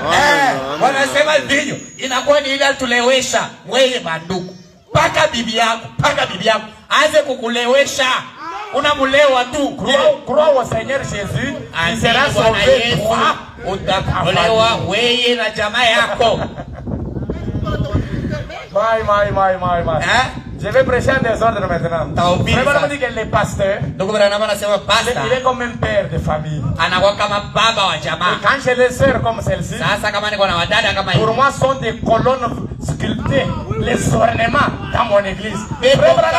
On devrait prendre nos sœurs ici, très bien habillées. Regarde ça, si tu es bien habillé. On devrait prendre nos sœurs, très bien habillées. On les place là, on tire la photo et on publie dans le monde. Pour montrer aux gens que regardez chez nous comment les sœurs sont. Regardez chez nous comment elles sont jolies. Kama uchakuvala mzuri. Ndugu brana anasema tunaweza kuchukua baba picha, tunapiga picha pale, tunapiga nyingine. Sasa tunaweka kwenye makaratasi. Ndio kuonesha kusema, angalia mwetu wazuri. Tu regardes ta femme, une fille féconde, comme elle produit beaucoup, tu la regardes, elle produit les vins d'anir. Donc tu es amoureux des enfants, tu es amoureux de la femme et tu es ivre. Sasa unaangalia mtoto yako, vile iko kama vinyo, unamwangalia ule mtoto wako mwanamke, unalewa tena. Unaangalia bibi yako, unalewa tena. My. Écoutez, mushikie, tes fils sont comme des plants d'olivier autour de ta table. Batoto yako banaume beko kama miti ya olive. Lisons le verset 4. Qu'est-ce que le verset 4 a dit? C'est ainsi qu'est béni l'homme qui craint l'Éternel. L'homme qui craint l'Éternel est béni par quoi? Il est béni par une femme qui est comme une fille et les fils qui sont comme des plantes. Mungu eko na bariki huyo bwana. Na ubwana eko na bariki na nini ule mtu ule. Ela eko na bibi eko kama vile na watoto eko kama miti. L'Éternel te bénira de Sion. Tu trouveras le bonheur de Jérusalem tous les jours de ta vie. Mungu atabariki wewe wa Sion na utapata furaha ya Yerusalemu maisha yako yote mzima. Tu verras les fils de tes fils, que la paix soit sur Israël. Bon, ouais, au comment on a bicou. Kui kama on a ni banka na, ashi nanga mukashipeyo. Nanga ni bana bajumugulele. Oh non, moi j'aime pas les filles. Les filles ne font pas prospérer la famille. Qui vous a dit que tous les garçons ont grandi leurs parents heureux? Ni kusema omishipende banamuke. Ni namna gani? Juu uone wakana yako. Penda hapa watoto kunabo upende na mama yako. Nana kuonesha sema na uliki mafanya femme. Elezea sema bibi huyo mwenyewe. Parce que le président de la République n'a pas une femme. Rais ashina na bibi. Sa femme là n'est-ce pas elle fait la chose de ses parents. Sasa ule bibi ule ashifanye furaha ya wazazi yake. Mais vous. Sasa wewe. Non. Hapana. Non, un chrétien n'est pas kassayen. Un chrétien n'est pas katangé. Un chrétien est chrétien. Mukristo haina kasai. Mukristo haina katange. Mukristo ni Mukristo. Oh non, nous les kassayen. Une femme qui prend les filles. On considère qu'elle n'a pas encore mis au monde. Donc tout ça là, vous téléchargez sur Play Store. Elle n'a pas encore mis au monde, vous téléchargez. Oh, oui, madame, vous savez que moi, ma femme, je n'ai que des filles. Je n'ai aucun garçon chez moi. Ceux qui sont avec moi savent ce que je fais avec mes enfants. S'il y a des belles créatures au monde, ce sont mes enfants.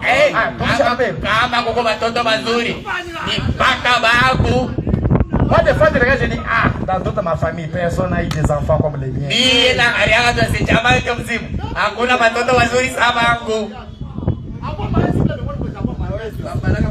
Ah, je me demande si je vais dire. Vous êtes fatigué? Vous êtes fatigué? Maintenant, écoutez. Frère Branham dit, quand on devient chrétien, lisez dans Job, serviteur de Dieu, paragraphe 10. Il dit, quand on devient chrétien, on ne fait pas de pertes.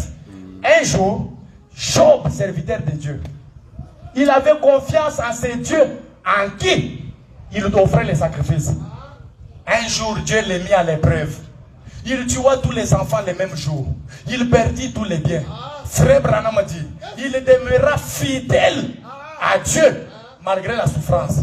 Et Dieu vient récompenser sa fidélité. Frère Branham dit, Dieu n'a jamais donné d'autres enfants à Job. Il a pris seulement les mêmes enfants qui étaient morts autrefois. Il les a remis dans d'autres corps, il lui a redonné.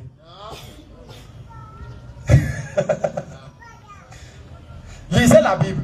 La Bible dit dans Job 42, je crois. Il dit que dans toute la ville où Job vivait, il n'y avait pas de beaux enfants comme les enfants de Job.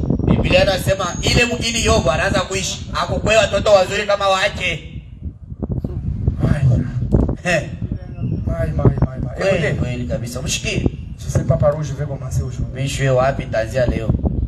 Frère Branham dit, dans ta famille, paragraphe 30. Je vais commencer à la partie B. C'est par là que je vais prendre la glissade pour terminer.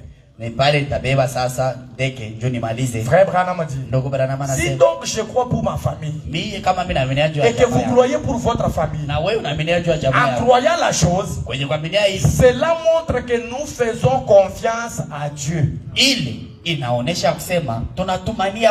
Dieu nous invite notre propre foi à justice. Comme il l'a fait avec Abraham, il y a quelque chose qui semble.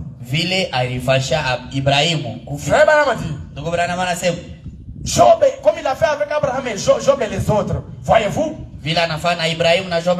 cela nous est compté comme justice, et c'est ainsi que toi et ton foyer, vous serez sauvés.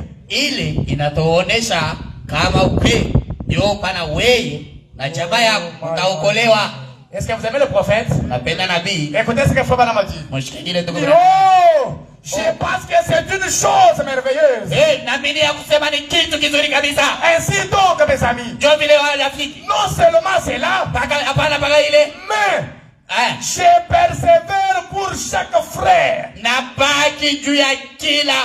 Je persévère pour tous mes frères. Je prie pour ma soeur.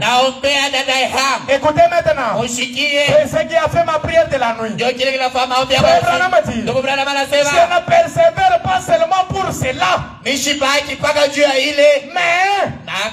persévère pour chaque personne qui est dans mon église.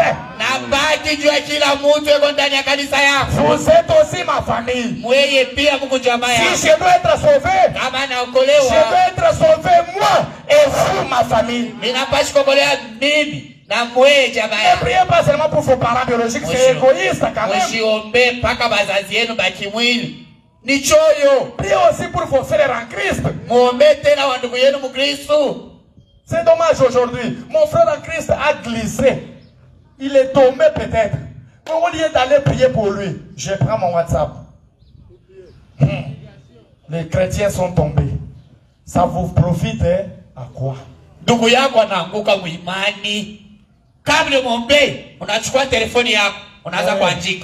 Je prie pour chaque personne qui est dans mon église. Je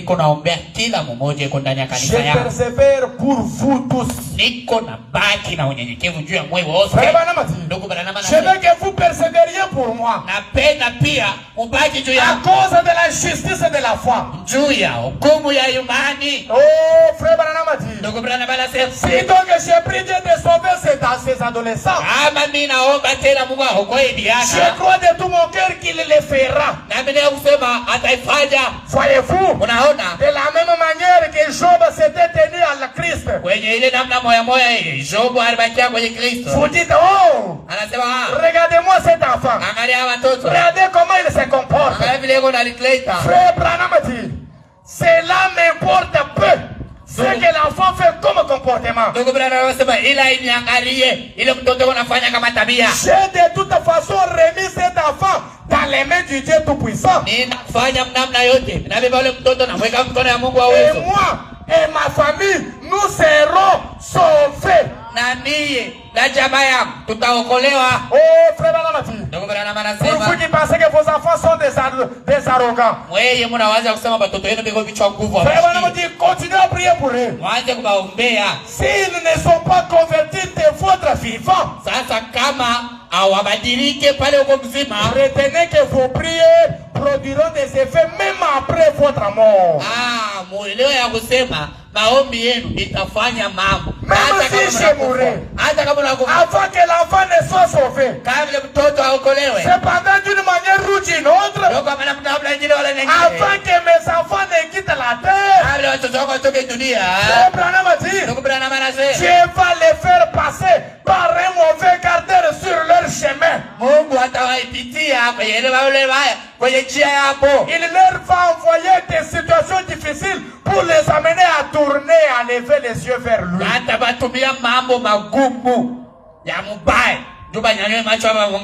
Frère Branham, écoutez, il y avait un garçon. Un jour, Frère Branham finit de prêcher. Il dit un garçon qui était voyou toute sa vie est venu tomber à l'hôtel et s'est mis à prier. Il s'est agité. Frère Branham dit, mais monsieur, pourquoi pleure-t-il comme ça? Le garçon lève les yeux et dit, oh, monsieur Branham, si seulement ma mère est là au ciel pouvait baisser ses regards sur la terre, sûrement qu'elle se mettrait à bénir Dieu, puisque toute sa vie, elle a voulu me voir un chrétien. Mais j'étais encore loin de Dieu. Ce soir, je me retrouve exactement à l'hôtel où ma mère voulait me voir tous les jours de sa vie. Vos prières peuvent ne pas produire les effets immédiatement. Mais frère Banama dit, aucune prière que vous faites devant Dieu ne peut rester sans réponse. Même si vous mourrez, après votre départ, ces prières-là resteront en train de pourchasser vos enfants dans les affaires religieuses. C'est pourquoi bénissez vos enfants. Faites des éloges à vos enfants. Priez pour vos enfants. Vous veillez toujours à voir vos enfants heureux. Ce n'est pas toujours,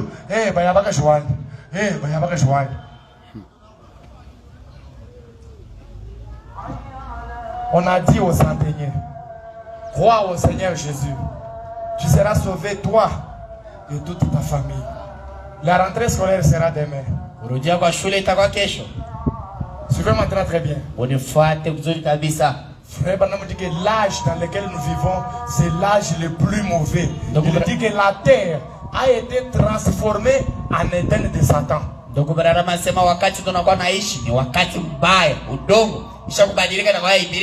terre et tout ce qu'il y a sont dominés et dirigés par l'enfer. C'est Lucifer qui a la suprématie sur la terre. Même le corps que nous avons a toujours une influence tirée de la terre. Parce que cette terre a été maudite à la place d'Adam. La terre n'a pas quelque chose de bon. Étant donné que nous sommes dans ces corps, on a toujours une attraction vers le mal.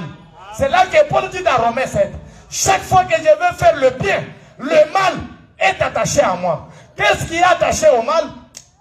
C'est le corps. Et frère Branham dit, le corps appartient encore à Satan. Nos enfants vont aller à l'école. Vous ne savez pas quel type de professeurs vont les enseigner. Beaucoup de professeurs sont des mauvais, des rosicruciens, des magiciens, des gens qui n'ont pas l'âme blanche.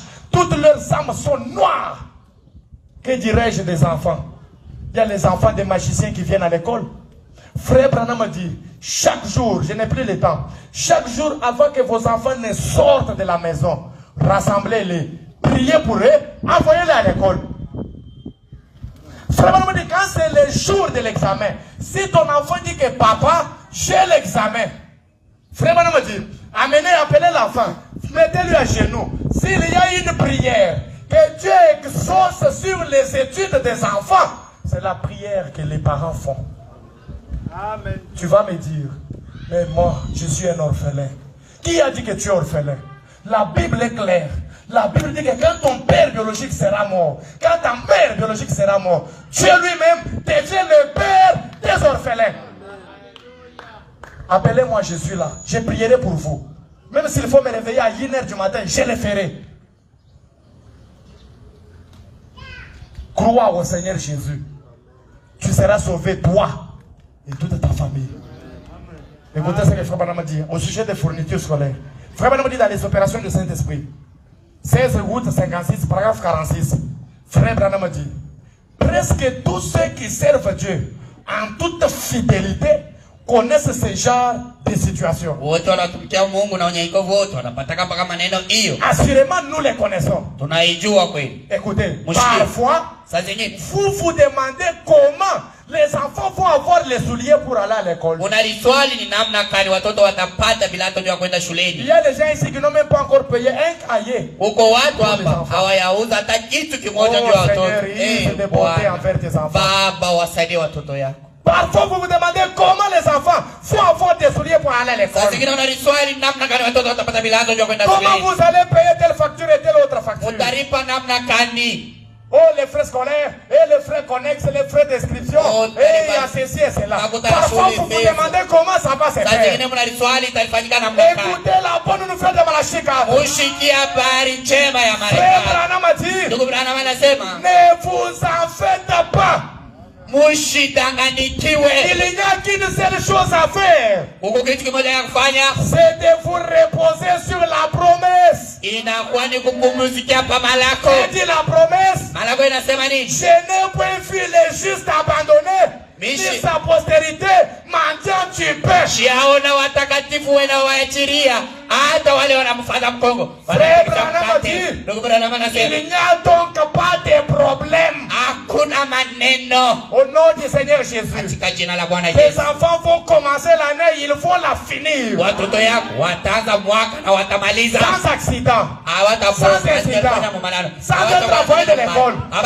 Là où tes efforts arriveront au bout, rappelez Dieu cette journée. Tu vas les nourrir. Tu vas payer les frais scolaires. Ils vont manger. Tu vas habiter dans cette maison-là. Alléluia. Amen. Ne vous posez pas de questions. Tu seras sauvé, toi et toute ta famille. Oh mes frères et sœurs. Frère Branham a dit, dans ta famille 43-44, c'est l'avant-dernière citation. Frère Branham a dit, comprenez-vous maintenant ce que je veux dire? Qui m'a compris jusque-là qu'il est flammé? Voyez-vous, c'est par la foi que nous faisons tout. Qui sont des croyants maintenant? Frère Branham a dit, croyez au Seigneur. Croyez au Seigneur pour un emploi. Que Dieu te donne un emploi. Que Dieu te donne un emploi. Que Dieu te donne un emploi. Croyez au Seigneur pour un emploi. Croyez au Seigneur pour qu'il vous donne la femme qu'il vous faut. C'est là que j'ai dit que les célibataires attendent. Priez le Seigneur pour qu'il vous donne la femme qu'il vous faut. Quand de Dieu. Tu es serviteur de Dieu, non? Ne choisis pas une femme au hasard. Prie le Seigneur pour qu'il te donne une femme à la calibre du don qui est en toi.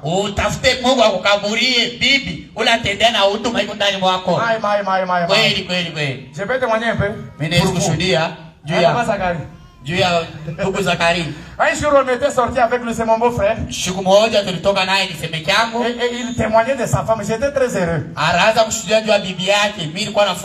Il disait au diacre, c'est moi, il dit non, la femme que j'ai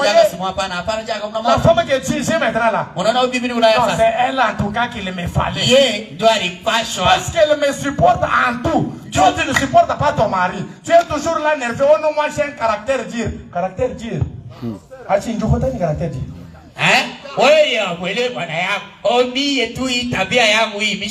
Non. Priez le Seigneur pour qu'il vous donne la femme qu'il vous faut.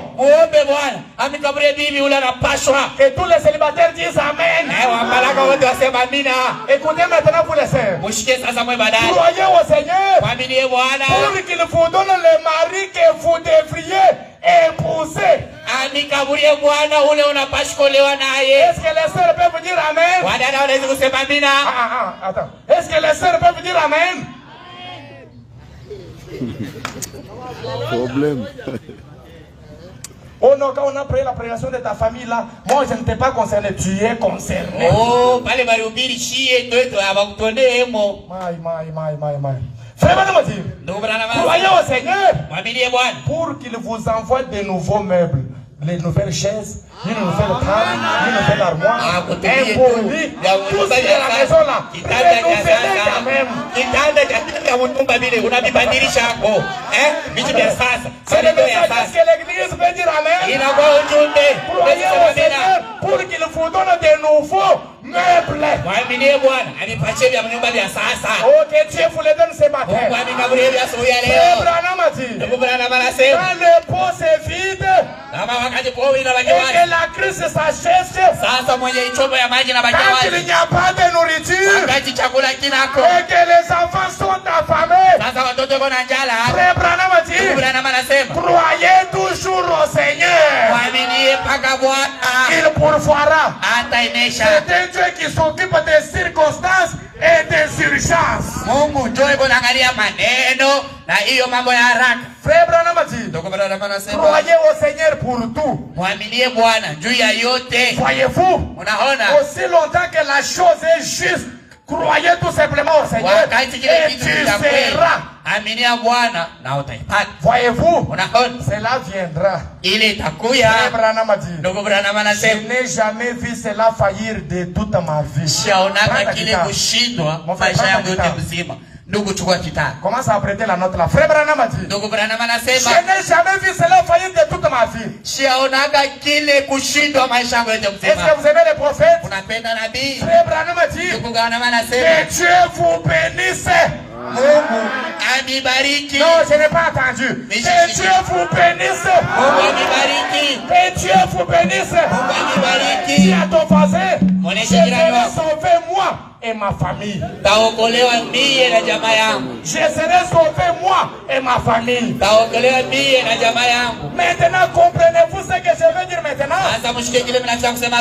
Crois au Seigneur Jésus-Christ. Vous serez sauvé toi et ta famille. Frère Branham a dit, croyez pour vous-même, croyez pour votre famille, et vous recevrez la chose. Nous devons maintenant. Vous dites bien. Le médecin dit qu'il est impossible que je me rétablisse. Frère Branham a dit, croyez au Seigneur, et vous allez vous rétablir. Vous allez me dire, je suis sans emploi.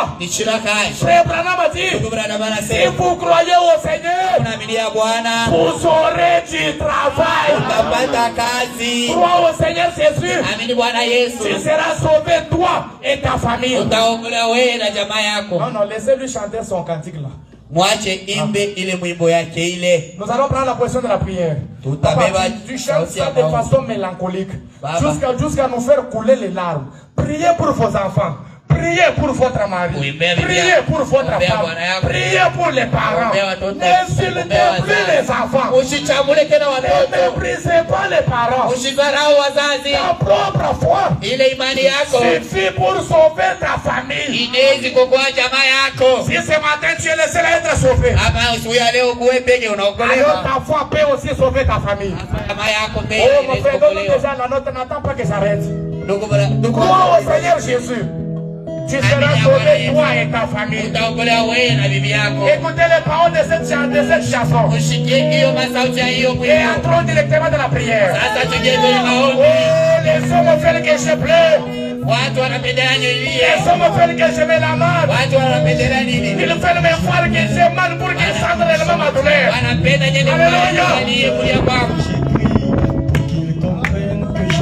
Inclinons nos têtes. Et chacun maintenant lève les mains. Seigneur, les enfants sont des colonnes. Les fils sont des colonnes sculptées pour l'ornement de la maison. Vos fils sont des planches qui croissent à sa les enfants sont un trésor que Dieu vous a donné. Et ce matin, Dieu sauvé. Peu importe comment les enfants se comportent, persévérer dans la prière. Les prières là font les rattraper un jour. Crois au Seigneur Jésus. Crois au Seigneur Jésus.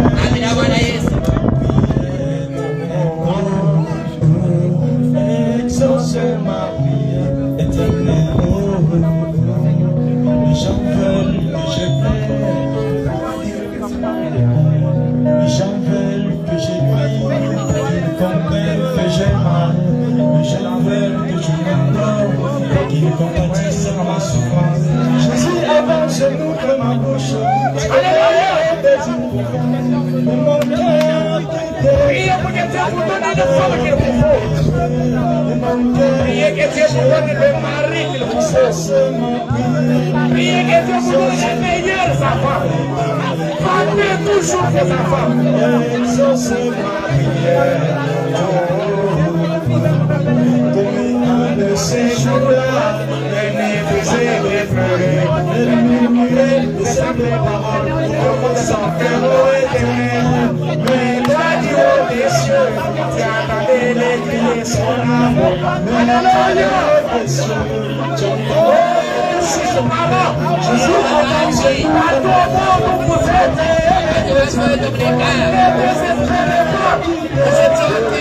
si vous priez pour les enfants, que la situation s'appelle.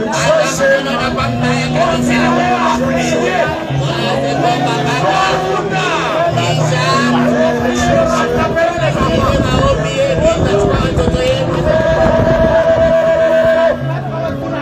Frappez les enfants. Les enfants qu'il y a.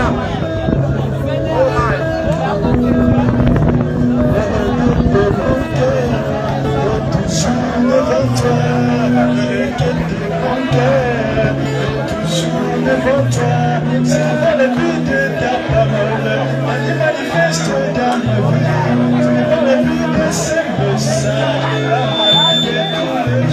c'est dans le but de Jésus-Christ, dans ma vie de tous les jours, la profondeur, Seigneur, tu le sais, Jésus avance dans ma bouche, tu connais les désirs profonds, de mon cœur qui t'aime, de mon cœur qui mon cœur qui te cherche, exaucez ma prière, exaucez ma prière, exaucez ma prière. Après avoir entendu Seigneur, c'est le message, c'est écrit dans mon âme, il faut former l'éternel, le seul tu pourras l'étancher, Seigneur, je vois la suite. Jésus avance nous de ma bouche, tu connais les désirs profonds, les cœurs comme alléluia, qui t'aime, mon cœur qui t'aime. Priez pour les parents, priez pour couvrir les frères, priez pour couvrir la Christ, priez même pour votre pasteur.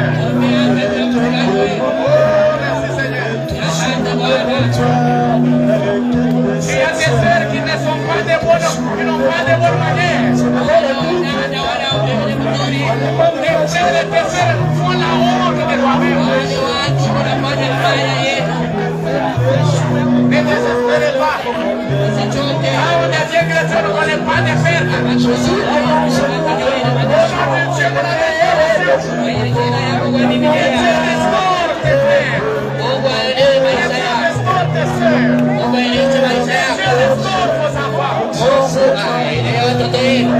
Alléluia. Seigneur, je vais voir combien être sauvé. Bwana napenda kuona jamaa yangu yote msema hili itakuwa. Ninapenda kuona watoto wazuri. Ninapenda kuona watoto wake wazuri. Ninapenda watu yangu wazuri. moi. Réclamer ta famille. Ta foi peut réclamer ta famille. Ta foi peut aider ta famille. C'est le matin de réclamation. Je réclame mon mari. Je réclame ma femme. Je réclame mes enfants. Je réclame mes parents. Je réclame mes frères et sœurs. Je réclame mon pasteur. C'est la réclamation. Au nom de Jésus. Oh Seigneur Jésus. Pour le travail. Pour que nous soyons meubles. Pour rénover la maison. Pour le nouveau mode de vie. Oh Seigneur, pour un emploi. Recevez cela. C'est le matin de réclamation. Je vous ai donné les meilleurs enfants. Je vous ai donné la meilleure famille qui existe.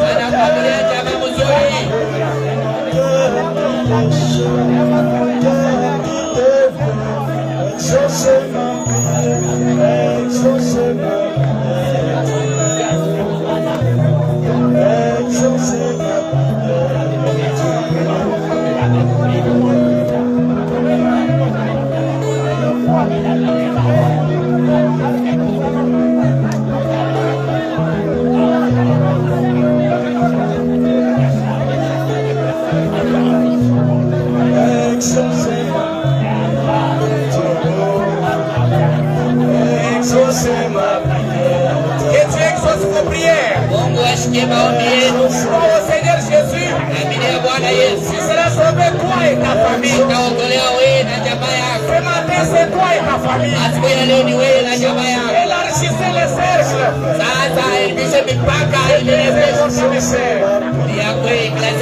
Personne ne le fera à votre place. Oh mes frères et sœurs, si vous me couchez n'importe où, venez, nous allons prier. Venez, nous allons prier.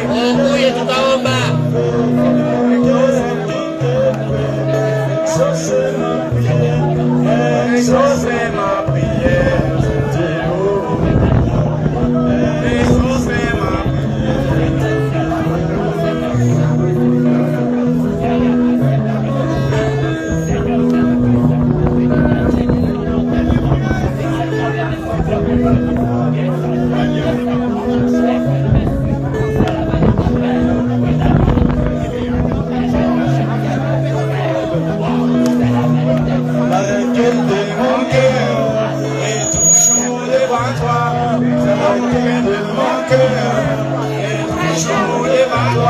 c'est le vie de ta parole qui manifeste dans ma vie. C'est le vie de ces messages dans ma vie de tous les jours. Pour la profondeur de la cœur, Seigneur, tu décides. Je sais la marche de ma bouche. Tu connais les désirs profonds. Le Seigneur qui t'aime. Alléluia. Mon cœur qui t'aime. Exaucez ma prière. Exaucez ma prière. Je sais que tu es l'aîné de ta famille. Mais tu as une lourde responsabilité.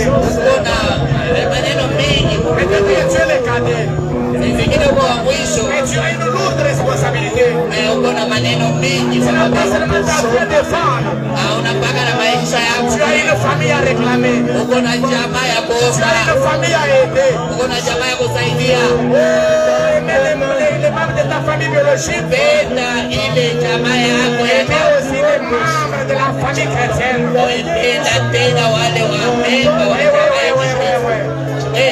On n'a pas seulement la famille biologique. C'est dans là où nous sommes la première fois. Et quand nous naissons de nouveau, nous entrons dans une nouvelle famille. Nous avons des familles à réclamer. La famille biologique et la famille spirituelle. Exaucez ma prière. Exaucez ma prière. Et Dieu exauce vos prières. Comment un parent peut prier pour ses enfants? Comment un parent peut prier pour les enfants? Et nous prendre très sérieux. Si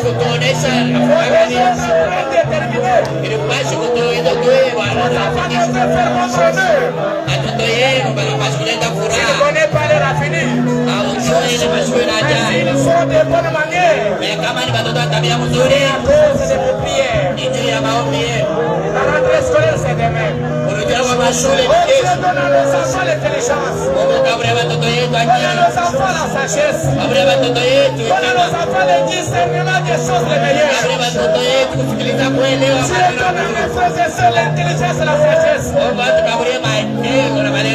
Donne-moi la femme qu'il me faut. Donne-moi le mari que je devrais épouser. Moi et ma famille. Gloire au Seigneur Jésus. Ta famille sera sauvée par toi. La même foi qui t'a sauvé, c'est la même foi qui sauvera aussi ta famille. Oh Dieu, je réclame mon peuple. Je réclame les enfants de tes enfants. Je réclame les familles de tes enfants. Je réclame également ma famille. Je réclame ma belle famille. Je réclame mon foyer.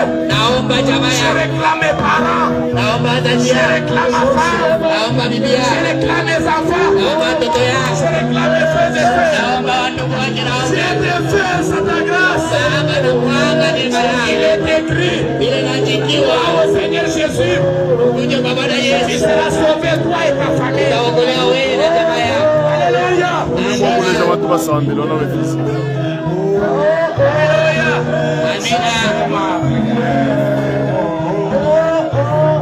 Vous contentez pas seulement d'être les seuls à avoir reçu la vraie parole. Mais soyez contents lorsque vous aurez amené d'autres à croire la même chose. Crois au Seigneur Jésus. Tu seras sauvé toi et ta famille.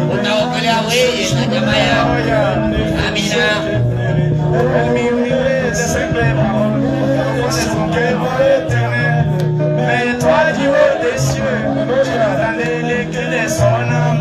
Mais toi du haut des cieux, tu attendais les cris de son cœur. Je suis là-bas, je lève ma bouche. Tu connais les désirs profonds. Mon cœur qui te veut, mon cœur qui te cherche, mon cœur qui cherche. Exaucer ma prière, exaucer ma prière.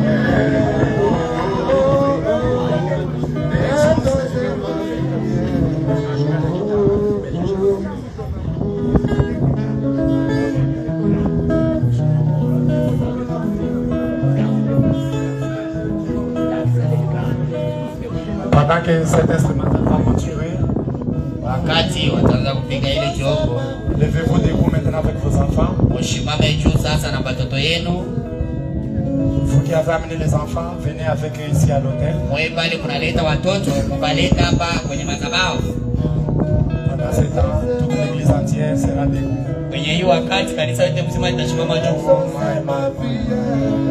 Amenez les garçons et les filles.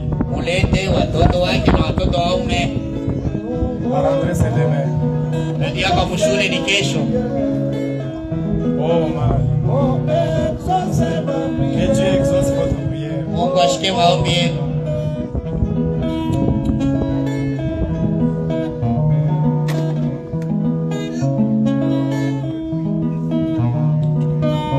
On chante plus les chansons dans la bouche, mais laissez la guitare seule jouer. Et diminuez un peu le volume de la guitare.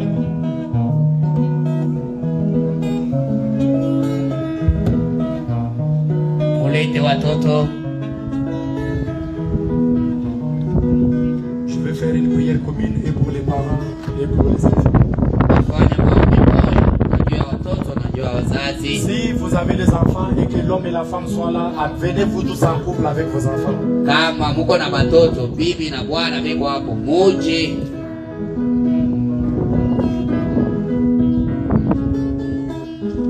Merci. Asante Bwana.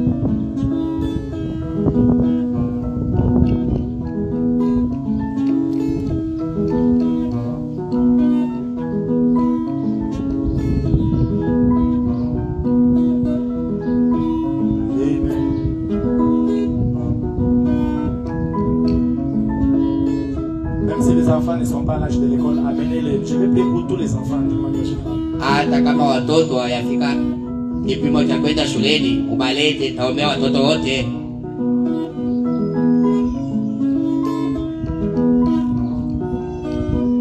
Frère Branham prie comme ceci. Je vais prier, lire d'abord la prière du prophète, puis moi je vais ajouter ma prière. Tasoma maombi ya ndugu Branham, kisha naomba mimi peke. Honorons la prière. Tuheshimu maombi. Que ceux qui sont assis puissent se lever, puisque ceci concerne tout le monde. Là, ta famille, c'est tout le monde. Même si tu es célibataire, tu es toujours dans ta famille. Hata kama uko Mbalaka, uko paka mjamaa, shimama tuheshimu maombi. Frère Branham dit dans ta famille, au paragraphe 6 à 7, il prie comme ceci. Ndugu Branham iko naomba kama hivyo. Notre Père Céleste, Bwana wetu wa mbingu, nous sommes si heureux pour Jésus-Christ notre Seigneur, qui a sauvé nos âmes de la vie du péché et qui a fait de nous des citoyens de son royaume. C'est par sa grâce que nous avons été sauvés, pas par nous-mêmes ni par nos œuvres, mais c'est par sa miséricorde que nous avons été sauvés. Nous en sommes donc très heureux et nous savons qu'un jour nous les verrons, car nous aurons un corps semblable à son propre corps de la gloire et nous les verrons tel qu'il est. À présent, nous ne savons pas encore comment cela va se faire, mais ce n'est pas notre affaire de le savoir. Nous attendons seulement cela avec impatience par la foi. Et toute la marche, c'est par la foi. Nous sommes donc reconnaissants pour ces choses, Seigneur. Nous te prions, Dieu bien-aimé, de bénir ces gens, Seigneur. Pendant que je venais ici en voiture, tu sais ce qu'il y avait dans nos cœurs hier soir. Ma femme et moi, pendant que nous nous entretenions en route, combien nous nous sentions très bénis, Seigneur, d'avoir des amis qui se sacrifient pour venir écouter ce glorieux évangile du Fils de Dieu, qui parcourt toutes ces centaines de kilomètres jour et nuit, juste pour écouter un message. À cause de ces sacrifices, Père. Oh Dieu, je te prie de donner à chacun d'eux une glorieuse demeure dans les royaumes des cieux. Bénis-les pendant qu'ils sont ici sur terre. Fais-les prospérer dans tout ce qu'ils font. Que tout ce qu'ils font, oh Dieu, que cela prospère. Et ces petits enfants, Seigneur, dès qu'ils soient encore des petits enfants, et beaucoup d'entre eux ici sont des adolescents, mais cependant ils sont assis avec révérence et respect comme des adultes pour écouter ta parole. Oh Dieu, ils sont à mon avis les meilleurs enfants du pays qui existent. Je te prie de les bénir, Seigneur, qu'ils ne manquent jamais de rien. Et que dans les glorieux royaumes de l'au-delà, quand toute la famille sera réunie, je suis sûr qu'il sera la paix. Je te prie de faire en sorte que chacun d'eux soit là, qu'il ne se détourne jamais de ces glorieux sentiers étroits dans lesquels ils ont été enseignés à marcher. Accorde-les, Seigneur. Maintenant, tenez vos enfants. Sasa mshike watoto wenu avec respect. S'il faut porter les enfants, portez-les afin que le respect soit là. Respectons la présence de Dieu. Kama inapaswa kubeba watoto mubabebe. Dieu est notre Père. Je suis à genoux devant ta majesté divine. Toi, la divinité suprême devant laquelle toutes les divinités fléchissent, prient et adorent. Ce matin, Seigneur Jésus, j'ai fait ma part en tant qu'homme. Tu as pris la relève de l'homme et tu en as dit, fais aussi ta part. Mais nous ne sommes pas lassés, Seigneur, de te voir agir parmi nos pères. Les parents ont amené leurs enfants, Seigneur Jésus, puisque la rentrée c'est demain. Et nous voulons consacrer et les parents et les enfants entre tes saintes mains, Père. La Bible nous a dit que crois au Seigneur Jésus, tu seras sauvé toi et ta famille. Nous avons écouté ce matin que la même foi que j'ai pour me sauver moi-même, c'est la même quantité de foi que tu utilises pour sauver notre famille. Dieu bien-aimé, Dieu tout-puissant, ce matin je m'associe à mes frères et aussi en nous ajoutant mes propres requêtes. Je réclame, Dieu bien-aimé, toutes nos familles, Père. Je réclame nos épouses, je réclame nos maris, je réclame nos enfants, je réclame nos parents, je réclame mes frères et sœurs. En tant que pasteur, Seigneur, je réclame chaque personne de mon église, Père. Au nom du Seigneur Jésus, que personne ne se détourne de la foi de la parole. Dieu bien-aimé, Dieu tout-puissant, laisse-nous rester dans les sentiers droits de la parole jusqu'à ce que nous marchions à la gloire. Seigneur Jésus-Christ tout-puissant, oh Dieu, bénis tes enfants, Père. Bénis au Dieu tout-puissant les parents. bénis leurs affaires, laisse-les être prospères, laisse-les avoir plus de moyens qu'ils en ont eu autrefois, que leurs enfants ne ratent pas l'année, Père, qu'ils commencent demain jusqu'à la fin de l'année. Dieu béni, Dieu Tout-Puissant, quand ça sera le temps de payer le Minerva.